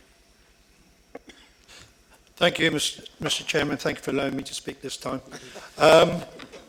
May I say, Councillor Morey. Thank you. May I say that a couple of months ago, the Mayor, Councillor Darling, and myself met, and at that time it did receive cross-party support. So obviously, I think it's an excellent recommendation. The White Rock will actually, if it goes ahead, will kickstart the development again, especially the employment side of it, and which is sorely needed. But obviously, time's running short, Chairman, and you don't want me to speak, so I'll sit down. Thank you, Councillor Morey. Councillor Lewis. Thank you very much indeed, Mr. Chairman. As I was involved in White Rock at the beginning, I was delighted that it has actually taken off, and that follows after the success of Edginswell Business Park. And I think it's vital in the Bay that we create these modern business parks that can create more jobs in the Bay. And White Rock, with the Innovation Centre, when I was on the Regional Development Board, we saw that as a vital part of White Rock. Unfortunately, as we know, the RDAs were done away with. But that doesn't distract from the fact that a lot of small businesses are created in the Bay.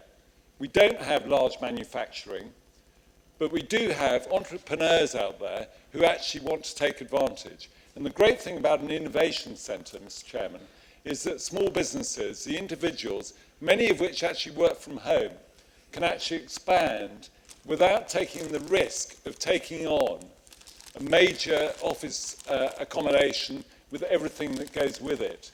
The innovation centres, if you look on page 47, item 3.1, you can see the success, Mr. Chairman, of the innovation centres.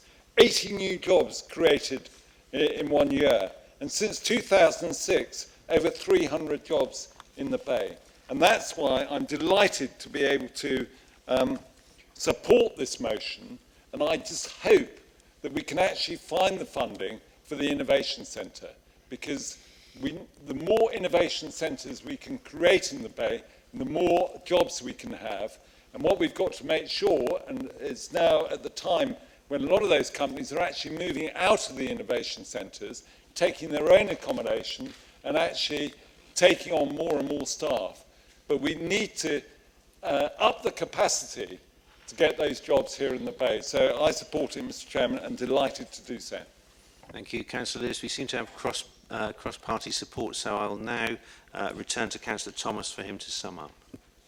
Thank you very much indeed. Somewhat won't take long. Just here with a couple of points that were raised. Councillor Darling, DWP, I think, as you indicated, may claw that money back. And regrettably, I do not have an answer from the outcome of the meetings with Dr. Sarah Wollaston. I think it was Councillor Davis. Market value currently is now 275. So effectively, that's why it's written in as 275, because we're saying absolutely minimum of what it's worth today. And the other two were for support. Thank you. Thank you, Councillor Thomas. So we now move to the vote. All those in favour?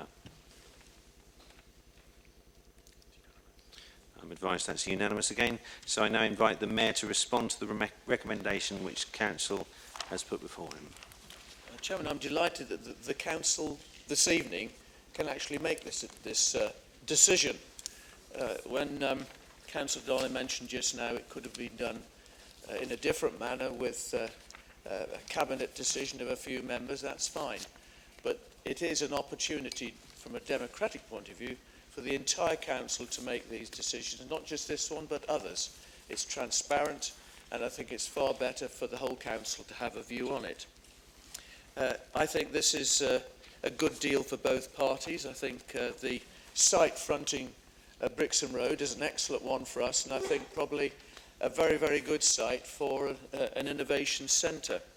And you'll see on page 47 the facts that Councillor Lewis has mentioned to you, but it also mentions about the US office, and I think it's probably an opportunity to say that the number of inquiries the website of the TDA has had since we've been marketing in the United States are absolutely phenomenal.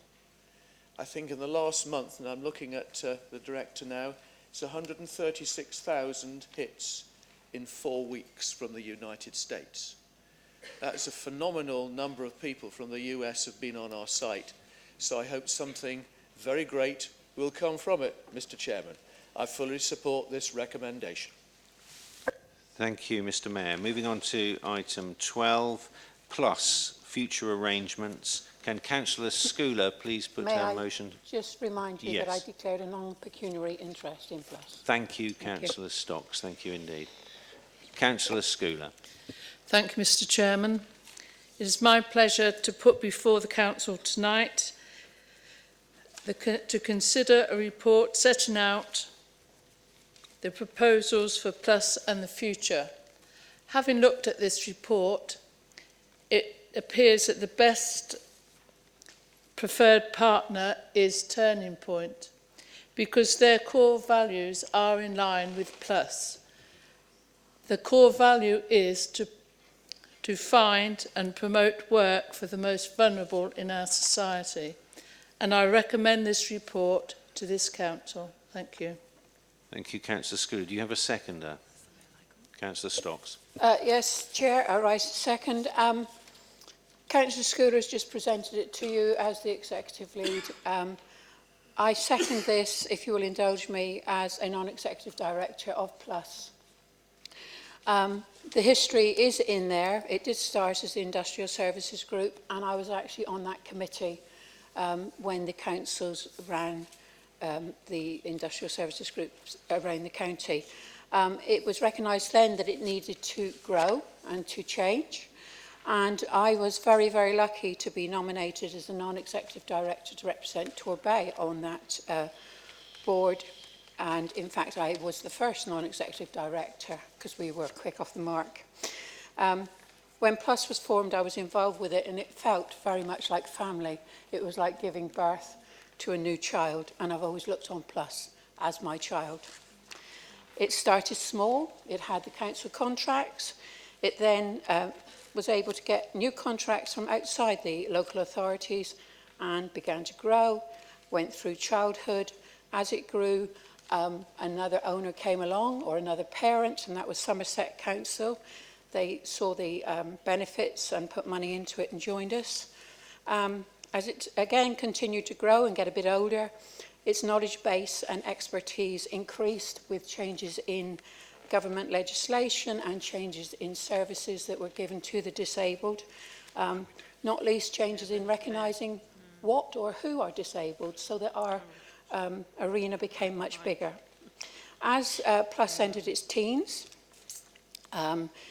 it continued getting contracts from local authorities, but they were getting smaller and tighter as our money was getting tighter. But it did begin to gain much bigger contracts, both from the government and the other local authorities and the National Health Service, but to name a few. So it was growing, it was getting stronger, it was getting more professional. And it has stretched because of those contracts throughout the UK. They're getting really big boys now, or big boy. Sorry, I've got boys, so I refer to it as boys. Plus, I now feel, has reached the stage of being a young adult, and it's grown up. And it knows it can improve, but it knows that it's restricted as it stays within the ownership of those four authorities. And so Plus decided it needed to look further afield, like any young adult who wants to leave home, starts to look further afield, starts to look for partners. And we found one, and we quite like it. And so moves were made to look in depth at it more and to ask our owners or our parents that I represent, will you let us leave home? Will you let us run on our own? And we, as you would do with any parent, we told the authorities how we thought it would improve and how it would improve not only for the council but for that clientele we serve. We found somebody whose core values are similar, but they work with disabled people in housing and in social care and living. We plus work with people to get them independent and to go to work and be less dependent on the government for benefits, etc. Give them self-respect and give them independence. Talks have gone on between our parents, the councils and the Plus directors. And I'm very, very pleased to say that the council has given its blessing to the marriage. And so or I should say the council officers and the lead officers such as the mayor. Therefore, I do ask you to support this and let Plus move forward. I'm actually doing myself out of a job because my baby will leave home. And if it doesn't belong to the council anymore, I can't be a director. But you've got to let the kids go sometime. Thank you. Thank you, Councillor Stocks. Councillor Faulkner A. Thank you very much, Mr. Chairman.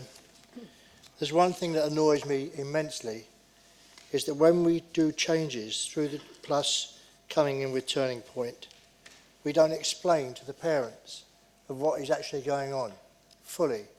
I've had 3 people ring me this week and also approach me in the street to lobby me to actually ask if Plus and Turning Point will notify them in clear language what is actually going on. Because the people use the service, their disabled children use the service, but they've not been told anything so far of what is going to happen as far as budget, as far as what everything else is concerned. So I ask Councillor Schooler, who is the executive lead, if she will make sure that this is carried out, that actually the disabled users are explained of what is actually going to go on, to save them a great deal of worry. Thank you. Thank you, Councillor Faulkner. Councillor Stockman. I'm actually very supportive of this. I'm pleased that Plus have found a compatible business, but I've just got one query and I wonder if Councillor Schooler, in her summing up, would respond. On 4.8, it says that there's a fund deficit on the pension and that it looks as if Torbay Council may have to pick up the shortfall. Could you tell us what that shortfall would be? Thank you. Thank you, Councillor Stockman. I've seen no one else wishing to speak, so it's over to Councillor Schooler to sum up, please.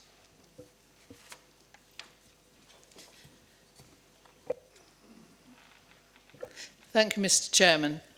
My summing up will be short. Thank you, Councillor Stocks, for your dissemination on Plus. Absolutely excellent. And like many others, I'm sure we're all a bit worried when our child leaves home. I'd like to say that I fully trust the new company that's coming in, Turning Point, and to reassure Councillor Faulkner, I'm sure that they and myself together can let the parents know as soon as possible what their position is. I don't expect anything to change for them because they have the same core values, as I pointed out, that Plus have. And they will be doing their best, as before, to find employment for the most vulnerable in our society. Nothing will change there. To Councillor Stockman, I'll have to give, when I read through the papers about the pension fund, etc., there will be a lead... oh, sorry. I've just been informed it hasn't come through yet. But as soon as it is, I'll have to give you your answer in writing. So this is a mayoral decision, and I hope that we all vote in the right way tonight. Thank you all for listening. Thank you, Mr. Thank you, Councillor Schooler. So we'll move to the vote. All those in favour?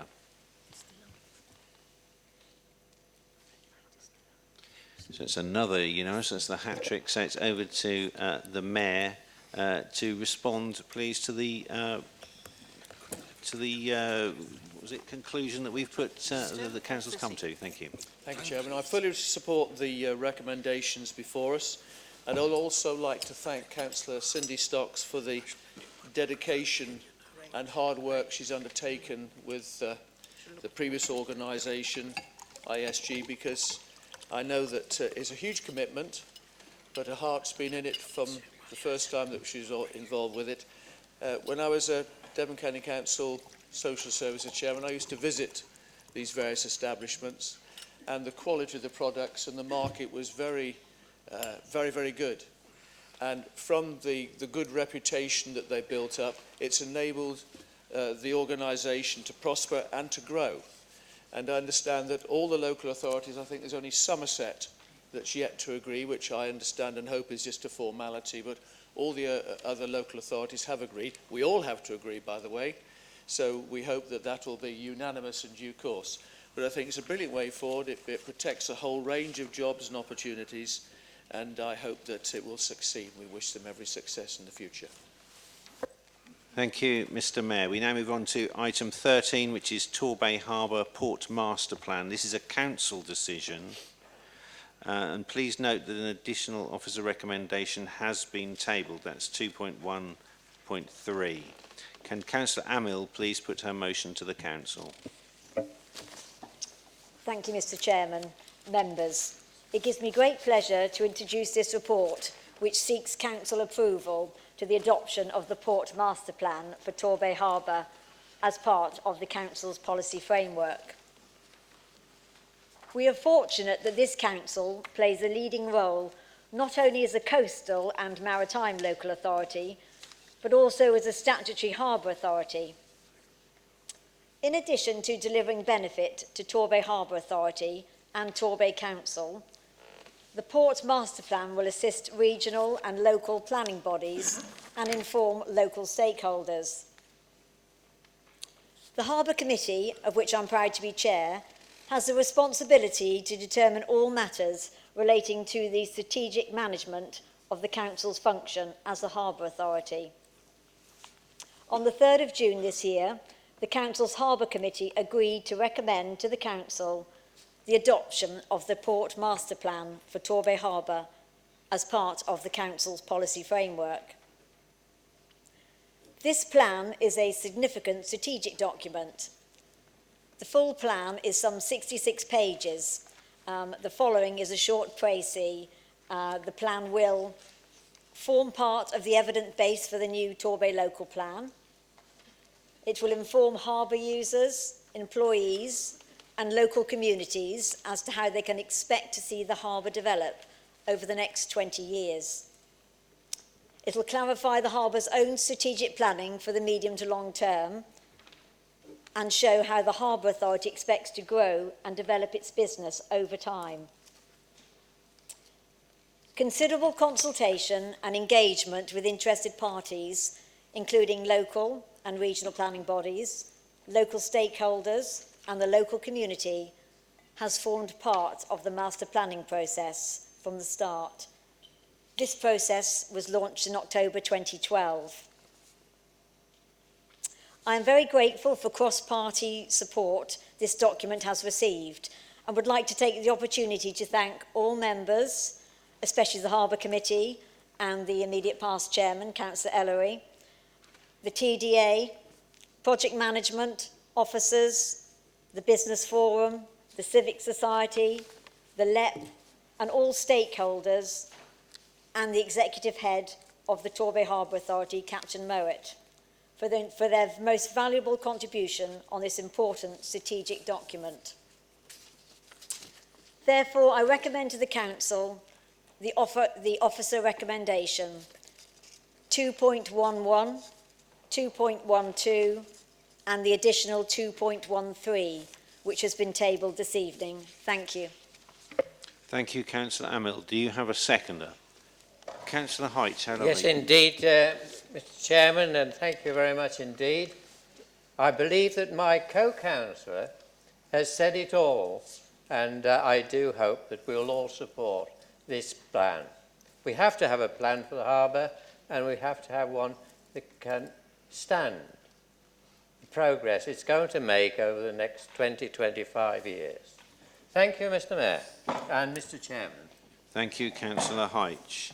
Now open to debate, and I've got Councillor Ellery. Thank you, Chairman. I truly believe this is probably one of the most important documents that we've actually adopted in our lifetime, to be honest, because to have a port master plan opens the doors for developers and for our strategic maritime economy.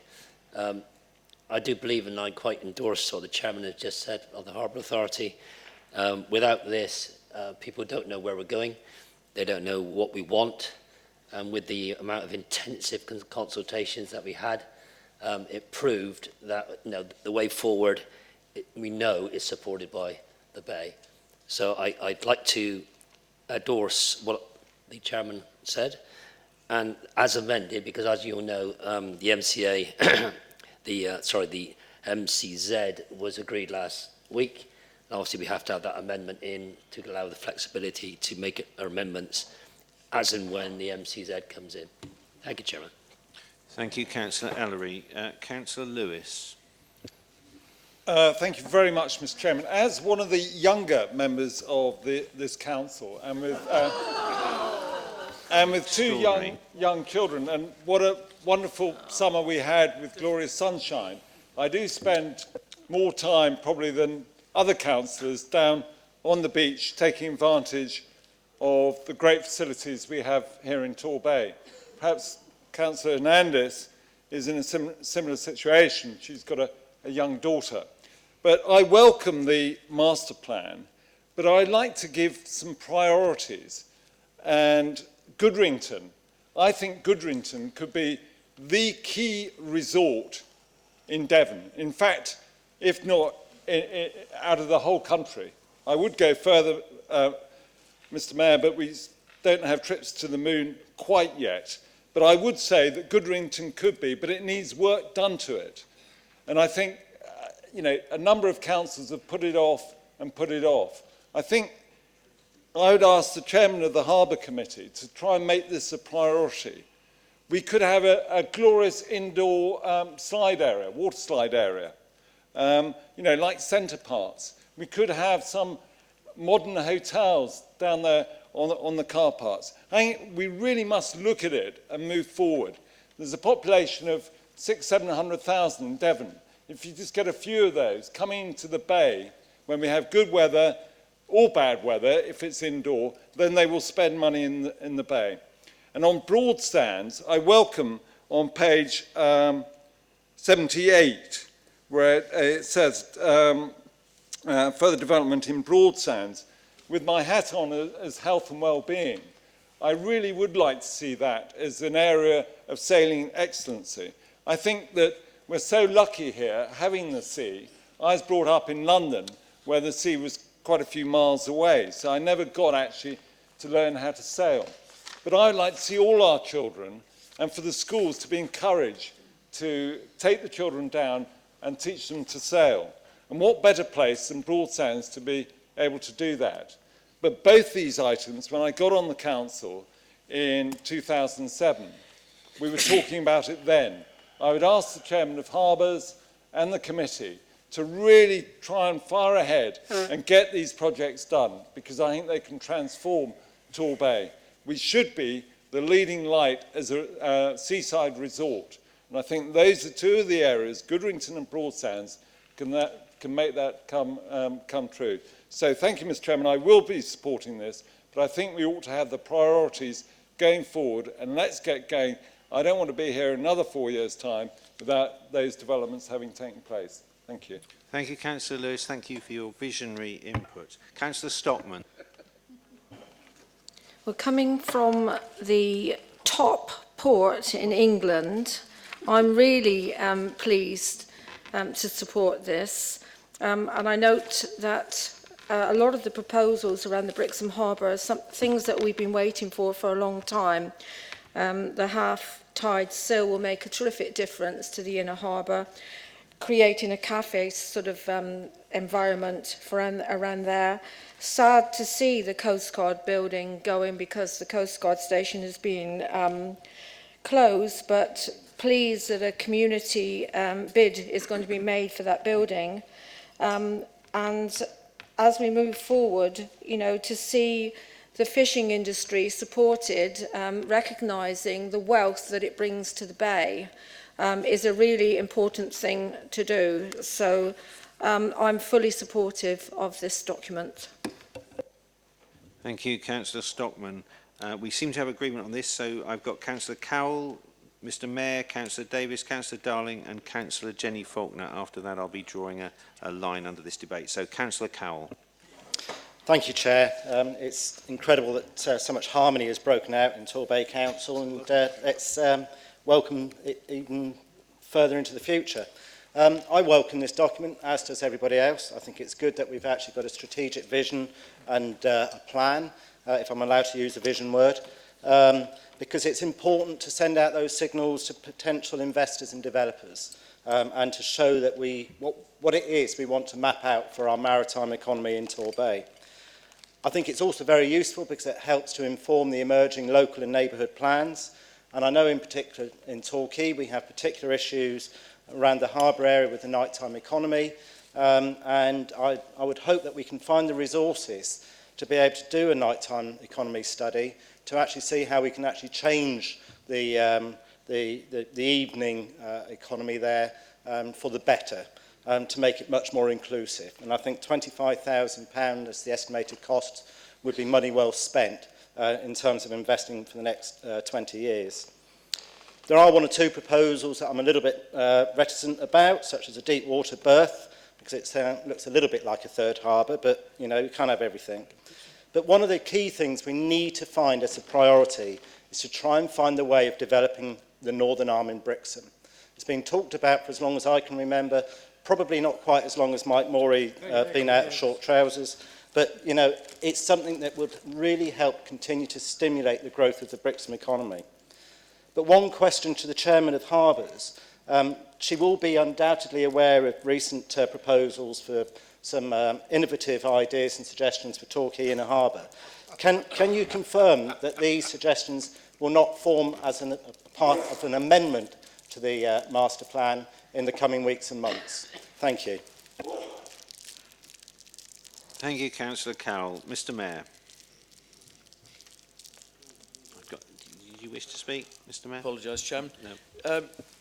At last, we do have a strategy for our bay. It is the bay that's made Torbay famous, the two words, Torbay.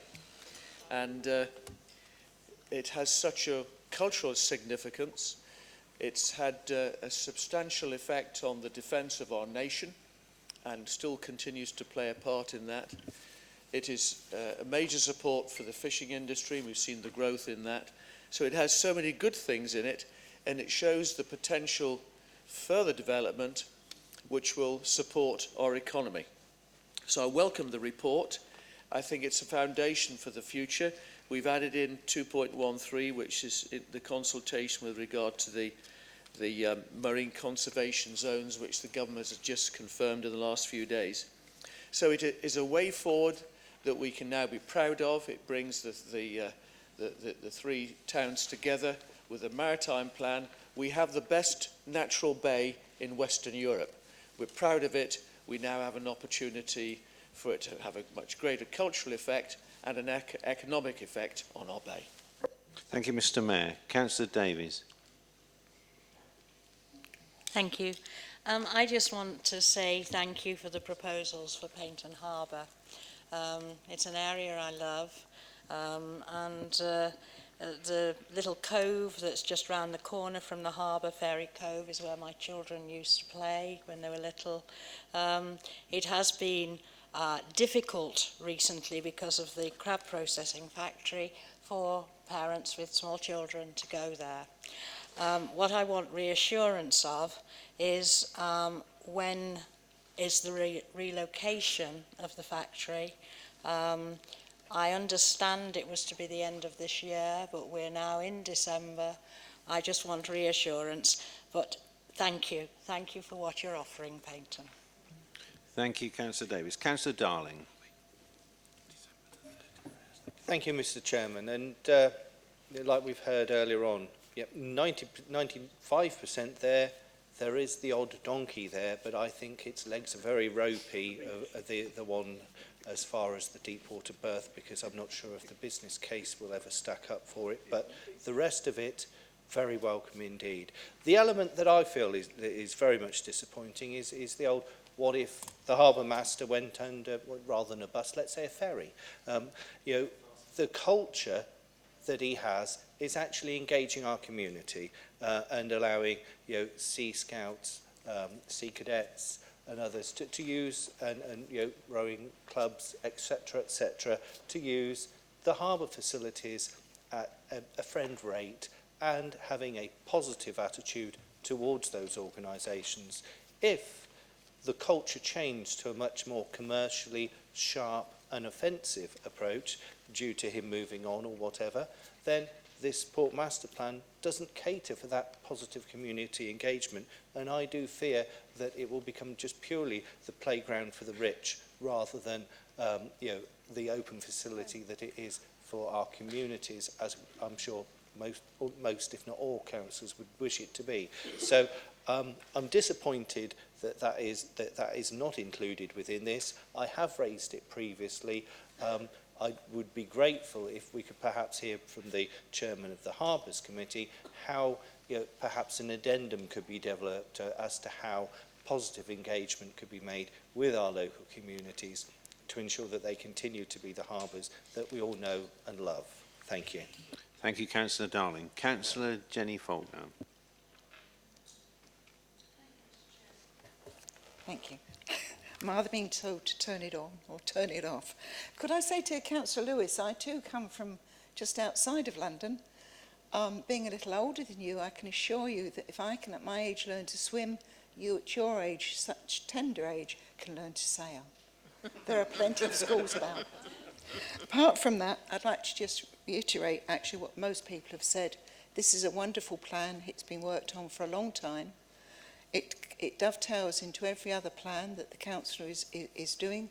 A lot of work has gone on since, 2012, and I think everybody who's been concerned in it ought to be congratulated on the way it has actually been carried out, the consultation with the elderly, the young people, the whole community. And I think there have been one or two criticisms which have come about just recently, which are not, I don't think, have called for at all with the hard work that's been done. And I, like Mr. Parrott, the end there, hope that it won't be included and slid in somewhere amongst our plan. Let's all vote for this, and let's hope it keeps some of the ideas at bay. And that is a pun. Thank you, sir. Thank you, Councillor Faulkner. So back to Councillor Emile to sum up, please. Yeah. Thank you, Mr. Chairman. Thank you to all my colleagues who've spoken this evening, and thank you for cross-party support. I'm pleased to hear members from Torquay, Paignton and Brixham all speaking on this subject. Your comments are noted from Councillor Lewis, and we'll take on board what you said. And indeed, and Councillor Darling's comments are noted.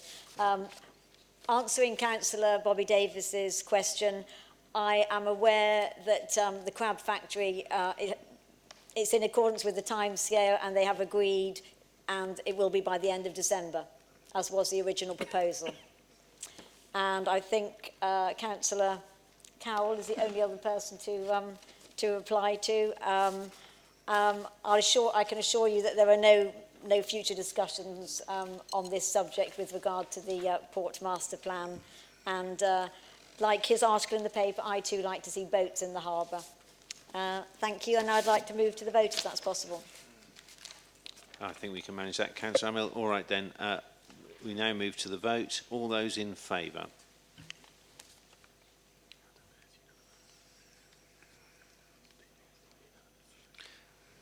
I understand that's the fourth unanimous decision this evening. Thank you. Moving on to item 14, Pay Policy Annual Statement 2014-15. This again is a council decision. Can Councillor Mills please put his motion to the council? Yes, thank you, Mr. Chairman. Pay Policy and Annual Statement 2014-15, which is in fact is the historic statement of the year gone by. Under Section 38(1) of the Localism Act 2011, it requires all English and Welsh authorities to produce a pay policy statement for each financial year, and this must be approved by formally by full council. If the council doesn't approve the salary statement, it has significant risk that the council could be in breach of legislation as from the 1st of April 2014. And if you'd like to turn to page 90, you'll see the history of the record of our approving of the accounts statement, which was last done on the 6th of December 2012. As it says underneath, it's to be for approval by full council this evening. So without further ado, I would like to recommend that this council, the Torbay Council Annual Pay Policy and Statement, in order for the council to be compliant with Section 38(1) of the Oak Act, is approved. Thank you. Thank you, Councillor Mills. Is there a seconder for this? Thank you, Chairman. I rise to second the proposal. Thank you. Thank you, Councillor Thomas. Any debate? No. Okay. So back to Councillor Mills. Do you wish to say anything further, or should we move to the vote? I'm quite happy to move to the vote. It's all facts and figures. They're all there. Thank you, Councillor Mills. Okay then. So we move to the vote now. All those in favour?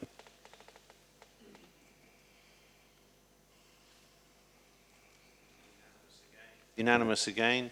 Item 15, Localised Council Tax Support Scheme 2014-15. Again, it's a council decision. Please note that there is a revised officer recommendation that's been tabled. I think it's on a separate sheet you should have been given. Hopefully you've all got one of those. Okay, so it's over to the Mayor. Please, would you put your motion to the council, Mr. Mayor? Chairman, I so propose the revised officer recommendations for decision, 2.1, 2.2 and 2.3. The Council approved a local council tax support scheme in December 2012. A local scheme has to be adopted by the Council in response to welfare changes introduced by the coalition government. The local scheme has to be considered and approved by the Council each year. The report recommends that the existing scheme is adopted for the years 2014-15. This will provide minimal disruption to residents and the Council and does not create any new administration costs. It is recommended the Council agrees to the uprated state benefits in line with the Government's annual increase. I so move. Thank you, Mr. Mayor. Is there a seconder? Councillor Excel.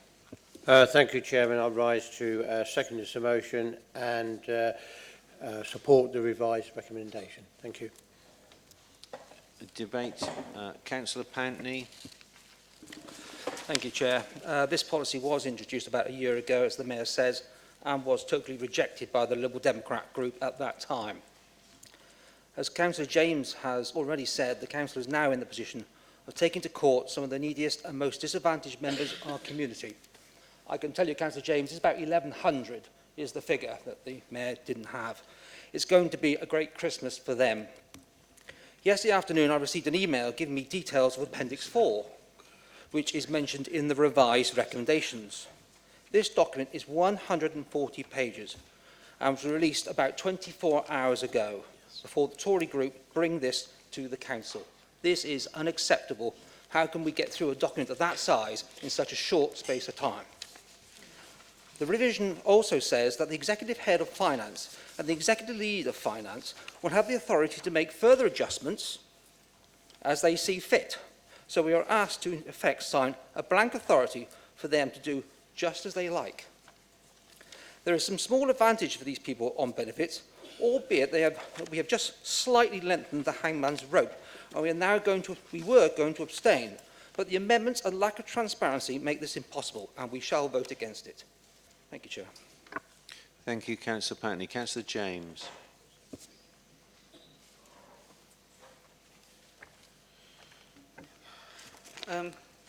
Yeah, actually, in light of what Councillor Patney said, I'm actually changing to vote against this as well. A slight increase in council tax benefits for our poorest residents after last year's massive benefits cuts is little comfort considering that what this scheme really means for people in practice. So I'll use this time now to draw attention to the wider issues as outlined in section 4 of the report. Last September, we put forward a motion warning you the effects of making our poorest residents pay council tax. We were ignored. We asked for an assurance that you would not be prosecuting the most vulnerable people in the Bay. We got no assurances. Last December, we again raised the issue with you, and again were ignored. But we were right. In September this year, you revealed the devastation that's been caused. Over 5,000 families struggling and falling behind in payments. Over 1,100 of Torbay's residents facing summons and a threat of court action by this council. Just stop for a moment and think about that number. That's over 1,000 people. These are not just the poor, but the very, very poorest. People who have to choose between making sure their children aren't malnourished or making sure that they don't end up with pneumonia from a lack of heating. And we, all of us, sat in this nice, cosy, warm, expensive conference centre, we don't care. We go back to our nice, large, middle-class homes, and we have no trouble sleeping after imposing extreme hardship on people. All is okay in the world because we won't have a £2 council tax rise this April. I'm absolutely ashamed. How on earth we manage to sleep at night knowing what we're putting people through? Do we even know? And do we even care? Are you aware that our officers are now telling people who cannot pay their council tax to go and beg off charities in order to find the funds? And we must remember that this is not just a single cut in isolation. This coalition government has imposed cut after cut after cut on people's benefits, including trying to remove benefits from terminally ill cancer patients. This is a cumulative effect. First, the government's cut someone's housing benefit. Then they cut their unemployment or disability benefits. And now we go and cut their council tax benefits too. How do we expect people to cope with this? And what about the effects on the economy? Those on low incomes spend all their incomes in the local economy. Those on high incomes spend very little, preferring instead to save. So I ask, what happens when you reduce the money going to those on low incomes? They spend less in our local shops and businesses, who then employ less people, and so the cycle continues. I shudder when I think of the money that the government cuts to people's social security has cost the Torbay economy. It's in the millions. Think of all those lost jobs. Councillors talk about wanting to reduce child poverty and then attack those very children. Councillors talk about wanting to support small businesses and then attack the lifelines they need to get themselves established. And councillors talk about wanting a higher wage Bay, yet attack those on low wages or in part-time jobs, as if that was somehow the magical answer. And you know what's worse? The current charge of 25% might not be the end of it. With further changes expected in coming years, it will soon be 50% or more. People are being driven to the brink, and we are complicit. You may say we have no choice, but we councillors, the mayor, no one has ever even written to our MPs or the government in outrage or protest about what we're being asked to do to people. So what do we do about it? Do we sit here cold and heartless, or do we start to demand change? Are we willing to stand with the poorest in the Bay against a government that seems intent on crushing the heads of the weakest into the ground? Where is the anger at this injustice? Why do we let the government force us to impose a draconian and outrageously immoral punishment on our residents when they have done nothing to deserve it? Why are we sitting back idly while evil rules the day? Didn't the great father of conservatism, Edmund Burke, say all it takes for evil to triumph is for good men to do nothing? Are we even good men? People are looking to us as their elected representatives to be their voice, their champions, and it's time to stand up against... It's time to stand up against wrongdoing, to stand in solidarity with those who need our help, not our condemnation. It's time to speak up for those who cannot and to send the government a message that it's not acceptable to do this. So I ask you today, as you vote, think about what you can do to help. Think about what a council can do to get the government to rethink. Time's up, Councillor. Thank you. That's it. Councillor Pentney. Thank you, Chairman. I just happened to be in the town hall this afternoon. I know my colleagues were in the town hall yesterday, and I found this in our pigeonholes. How on earth are we going to accept a revised recommendation when we haven't had time to read this? Nobody can read 140 pages that quickly. So you really can't vote for the amendment without knowing the facts. And again, you're putting it, the executive lead of finance and the executive head of finance, that's decisions made in secret. Whether you like it or not, they are made in secret. And there's no accountability at all. This is actually dated, Chairman, Monday the 2nd of December. Then why the heck didn't we get it on Monday? You know, why did we just get it today? It's an absolute disgrace. Thank you, Councillor Pentney. Councillor Morey. Thank you, Chair. Been here some time now, and I've heard year after year how this council supports the most vulnerable. And then when issues come forward, Mr. Chairman, we sit down and back and do nothing. The message that came clear from the first Mayor's consultation at this place last week, or this week, whenever it was, that people come first. People must come first. Let's stand together as a council, cross-party, send a clear message to government that because of their policies, this included, is hurting our people. Thank you, Chair. Thank you, Councillor Morey. Councillor Thomas. Thank you very much indeed, Mr. Chairman. I do feel that, you know, I have sympathy with some of the debate on the other side of the room this evening, but yet these are all the conversations that we had last year when effectively we introduced this, because this was last year's conversation when government decided to reduce that funding nationally by 10%. It meant it was around about 1.6 million loss to Torbay Council. And when the budget was finalised last year and how it was put in place, this was part and parcel of that budget discussion, and this council agreed that budget position.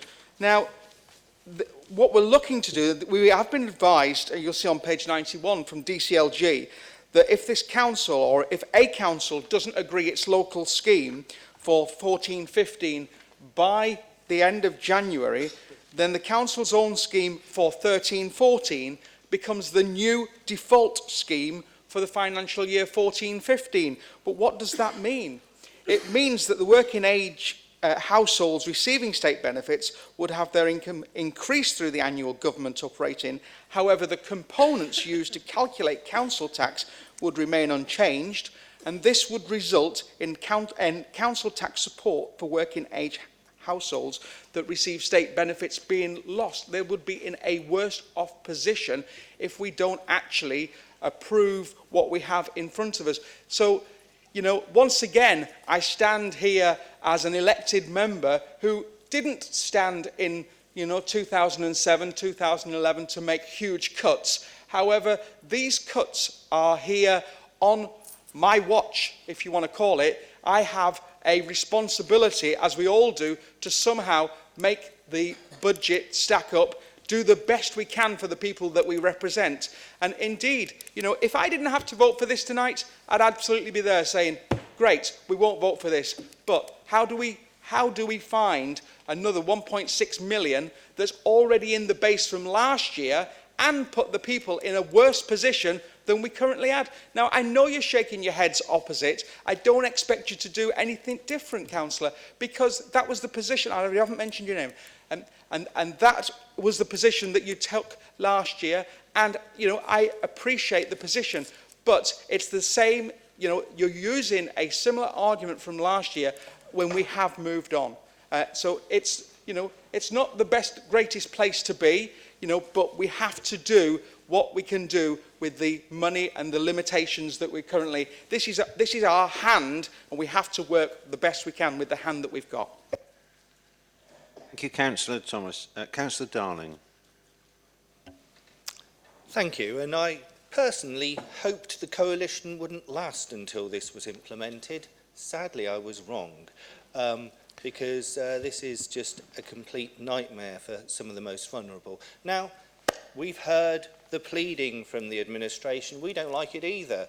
Well, actually, they're just quietly twisting the knife in the back of these people by taking 30% out of the crisis fund and giving it to children's services. And that is absolutely outrageous, and that has been done quietly, behind closed doors. We hear the elected mayor that, oh yes, we want to be open and transparent, but that has happened quietly, behind closed doors, by officers, so that there can be support be given to Section 17 payments for some of our looked after children in social services. Now, if you were in a district council, in Teignbridge or South Hams, that's not happening. Their rural poor are not being persecuted more by their Conservative council because they're not a unitary authority. Whereas we in Torbay, as we have a unitary authority, we're able to shift money across from perhaps where some of those people in a crisis would be able to gain support and actually give £150,000 rather than to those in need to actually children's services. Now, I championed the need of looked after children earlier on, but you know, why do we decide to attack as the Conservative administration at Torbay those most vulnerable by shifting £150,000 that could help people who are in a crisis, and yet we hear we don't like this either. The reality is you're twisting the knife and hurting them even more. This is outrageous. Thank you for that. I now ask Mr. Mayor if you'd like to sum up the debate. Thank you. Not an easy decision for us to make, but we're in a situation, Chairman, where our local members of Parliament have voted and supported this policy.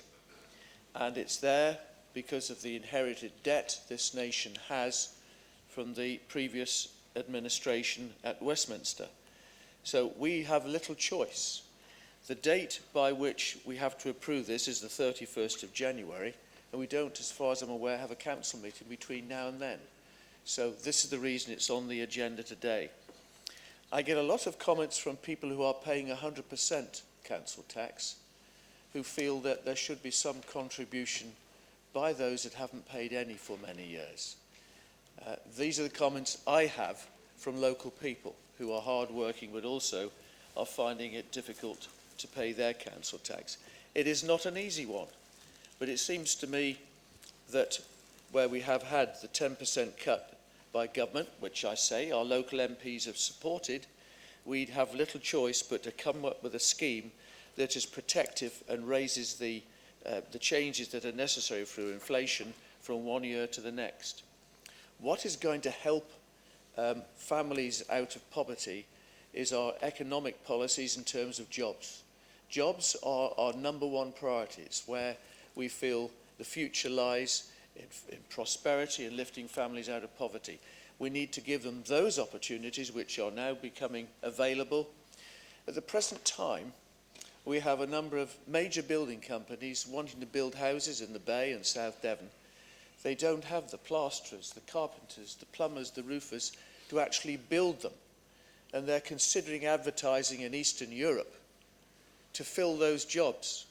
I find this quite incredible when we have 7% youth unemployment in Torbay, and yet we can't match the two together.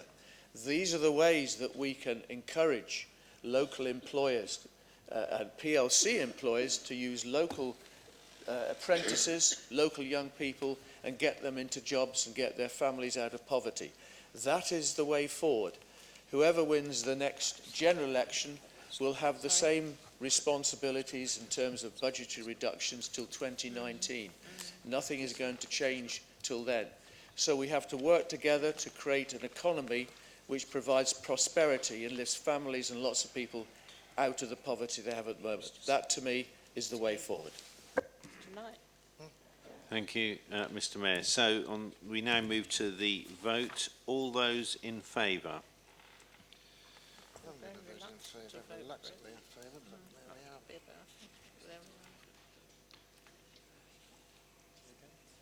Against?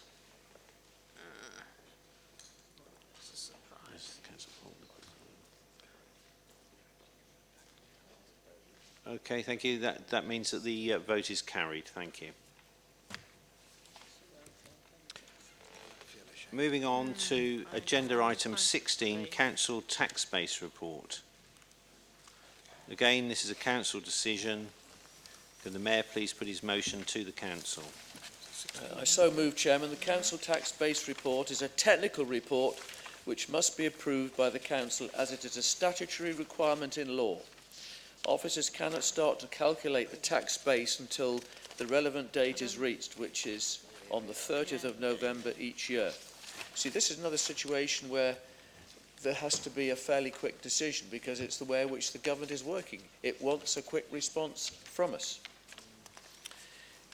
In its essence, this technical report sets the tax base, which is then used to calculate the amount of council tax income Torbay expects to receive during the year. This report also includes the calculation of the tax base for Brixham, which will enable Brixham Town Council in setting their tax base. Therefore, Council are asked to approve the tax base for Torbay and Brixham. The report also asks the Council delegate to the Chief Finance Officer in setting of the collection fund surplus, which will be part of the final budget proposals. I so move. Thank you, Mr. Mayor. Do you have a seconder? Councillor Thomas. Thank you, Mr. Chairman. Rise to second this one. As the Mayor's already said, this is basically the numbers, for want of a better word. Page 276, 277 highlights the number of dwellings within Torbay Council, the number of dwellings within Brixham Town Council that will be banded A, B, well, from A to H. Once these figures have been effectively approved by full council, then that enables us to work out the budget respectively in the coming months. Thank you. Thank you, Councillor Thomas. Councillor Morey. Thank you, Chair. With this item, I think similar to Councillor Pentley at the last item, I've got major concerns with. Those major concerns are with the availability, or should I say the non-availability of this agenda. This agenda was tabled tonight, giving us no chance to actually go through it. We do not know the implications because we haven't had time to go through it. If the government wants quick decisions, we should have had a quick report. But I don't think it's anything to do with the government. With such a major and important piece of work, it should not have been tabled at this meeting. It should have gone out in ample time. It could be fine. I don't know. I may just have a chance to read the thing. Oops. And that is the problem. This is the query. This is what I've got a problem with. Members need sufficient time. It may have come out in email, vague somewhere along the line yesterday or whenever, but that's not with amongst the number of emails we receive. Believe me, it gets lost, and that's not the right way of doing things. We should have had this paperwork here 2 or 3 days ago, or ideally when the rest of the agenda came out. But obviously, for some reason, it's not come out. Chairman, we don't like abstaining. We do not like abstaining on major issues. We very rarely do. But on this one, I feel we got no alternative because we have no idea what's in this report. It could be the abolition of the mayor in 2019. I don't know, because I haven't had a chance to read it. So, Chair, unfortunately, the group have decided, quite rightly in my opinion, to abstain on this vote. Thank you, Councillor Maury. Actually, there's a serious point there. So, is there some way we can get some advice on timelines for the availability of this information, please? Want to answer that? Thank you, Mr. Mayor. Microphone, Mr. Mayor. The information only came into offices very, very recently. The deadline is the 30th of November. We're now the 5th of December. You can only run the report. You can only run the report on those dates that are given to us. I saw this report the same time as you did. My Conservative colleagues hadn't seen it before. We all saw it at the same time, I can assure you. But what you have to understand is you have to vote on this, because otherwise in Brixham you won't be able to set your tax rate.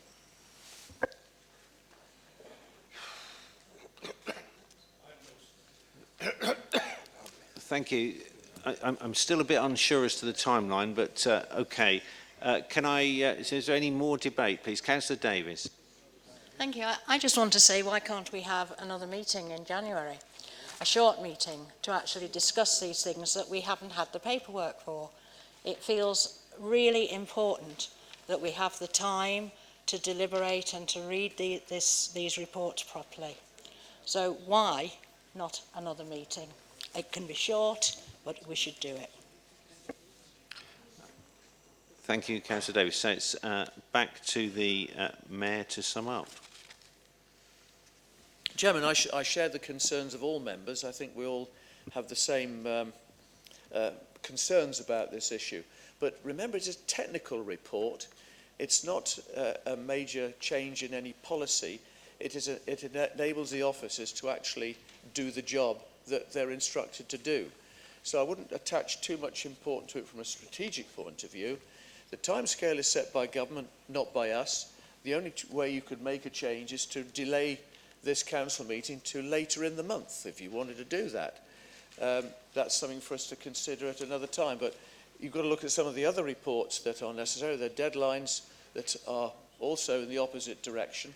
But it's a technical report. Don't attach too much importance to it from a strategic point of view.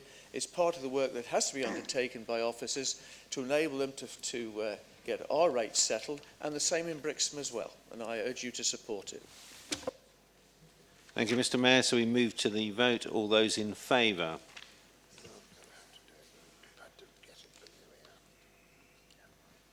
Against?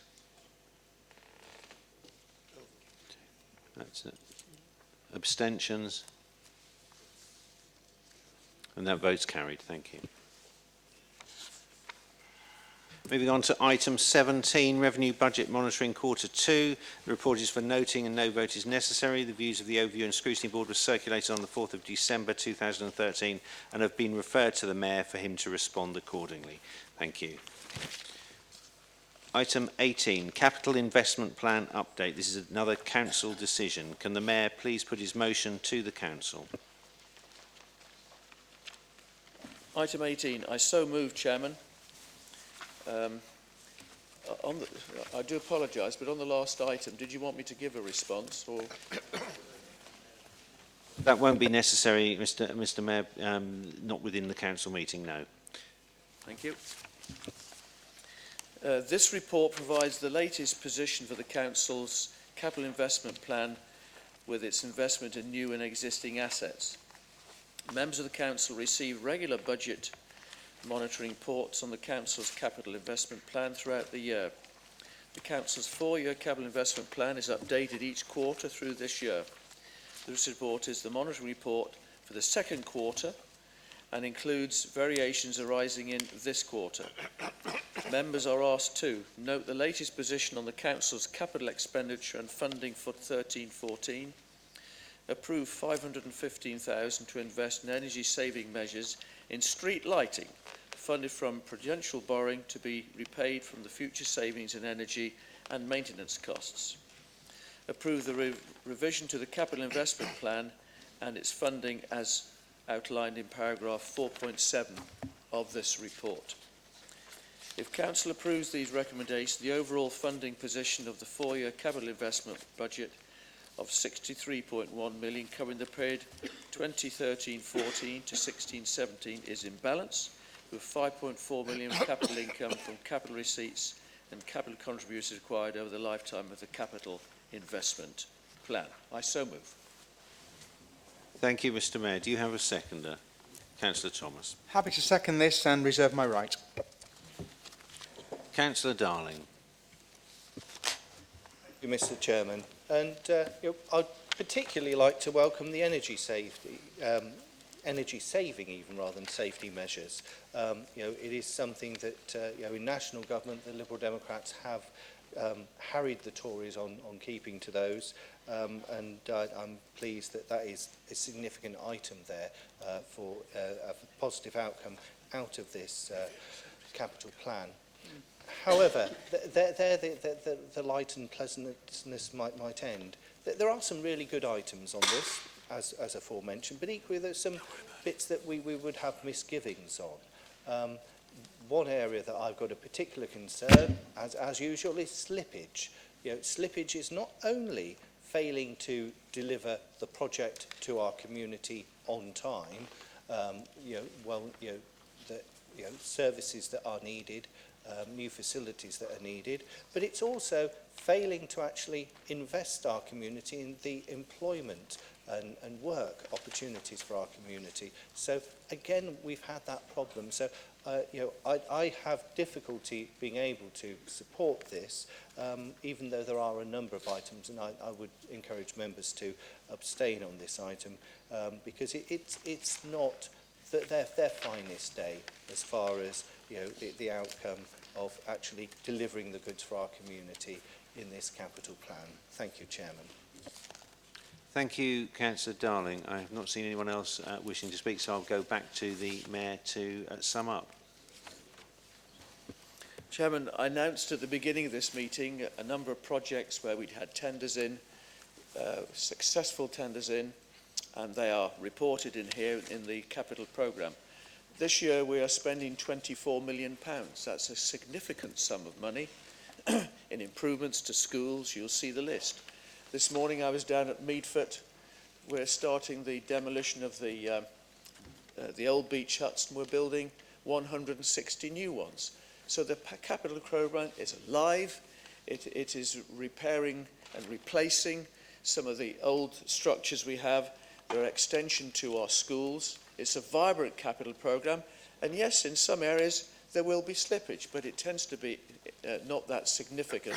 And Chairman, I haven't known a capital programme in 20 or 30 years that didn't have in some stage of it every year some form of slippage. I think it's inevitable. There are conditions beyond our control. It may be weather, it may be contractors. There's a whole range of things that cause slippage. But we have a capital programme of £63 million ploughed into this economy. That's good for Torbay, it's good for jobs, and it's good for the schools and everything else that's in this programme.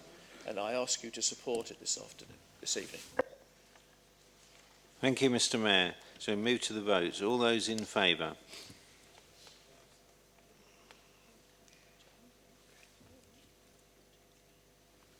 Against? Abstentions?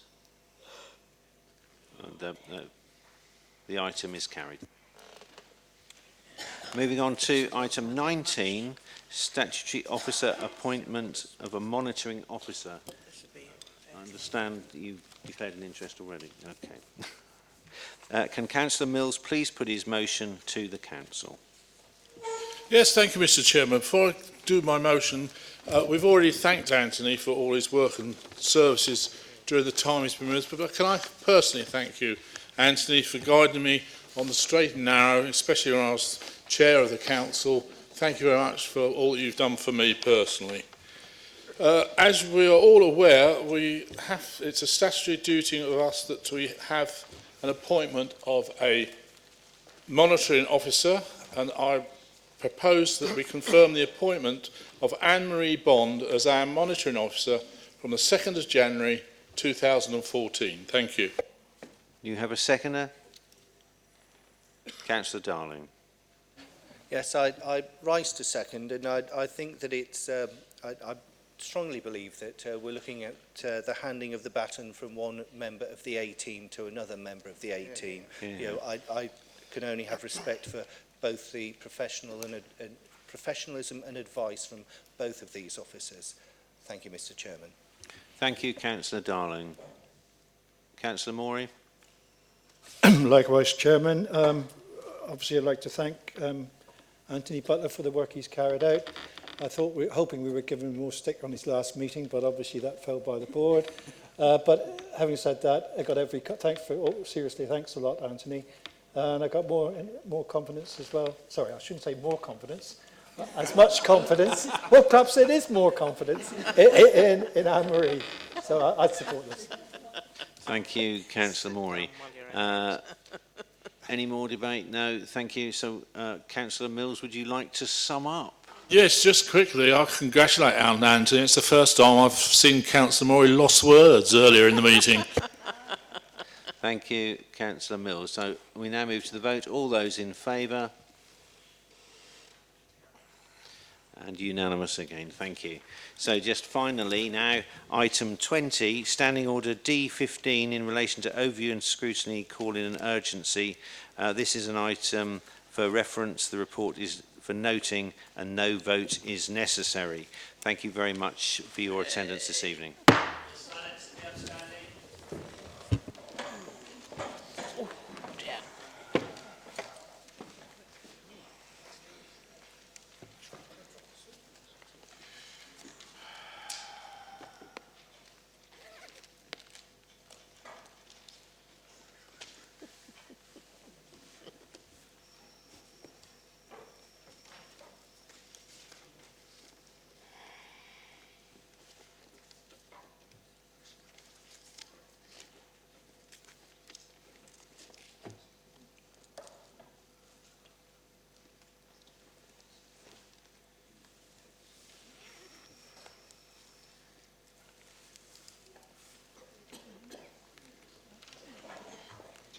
I feel distinctly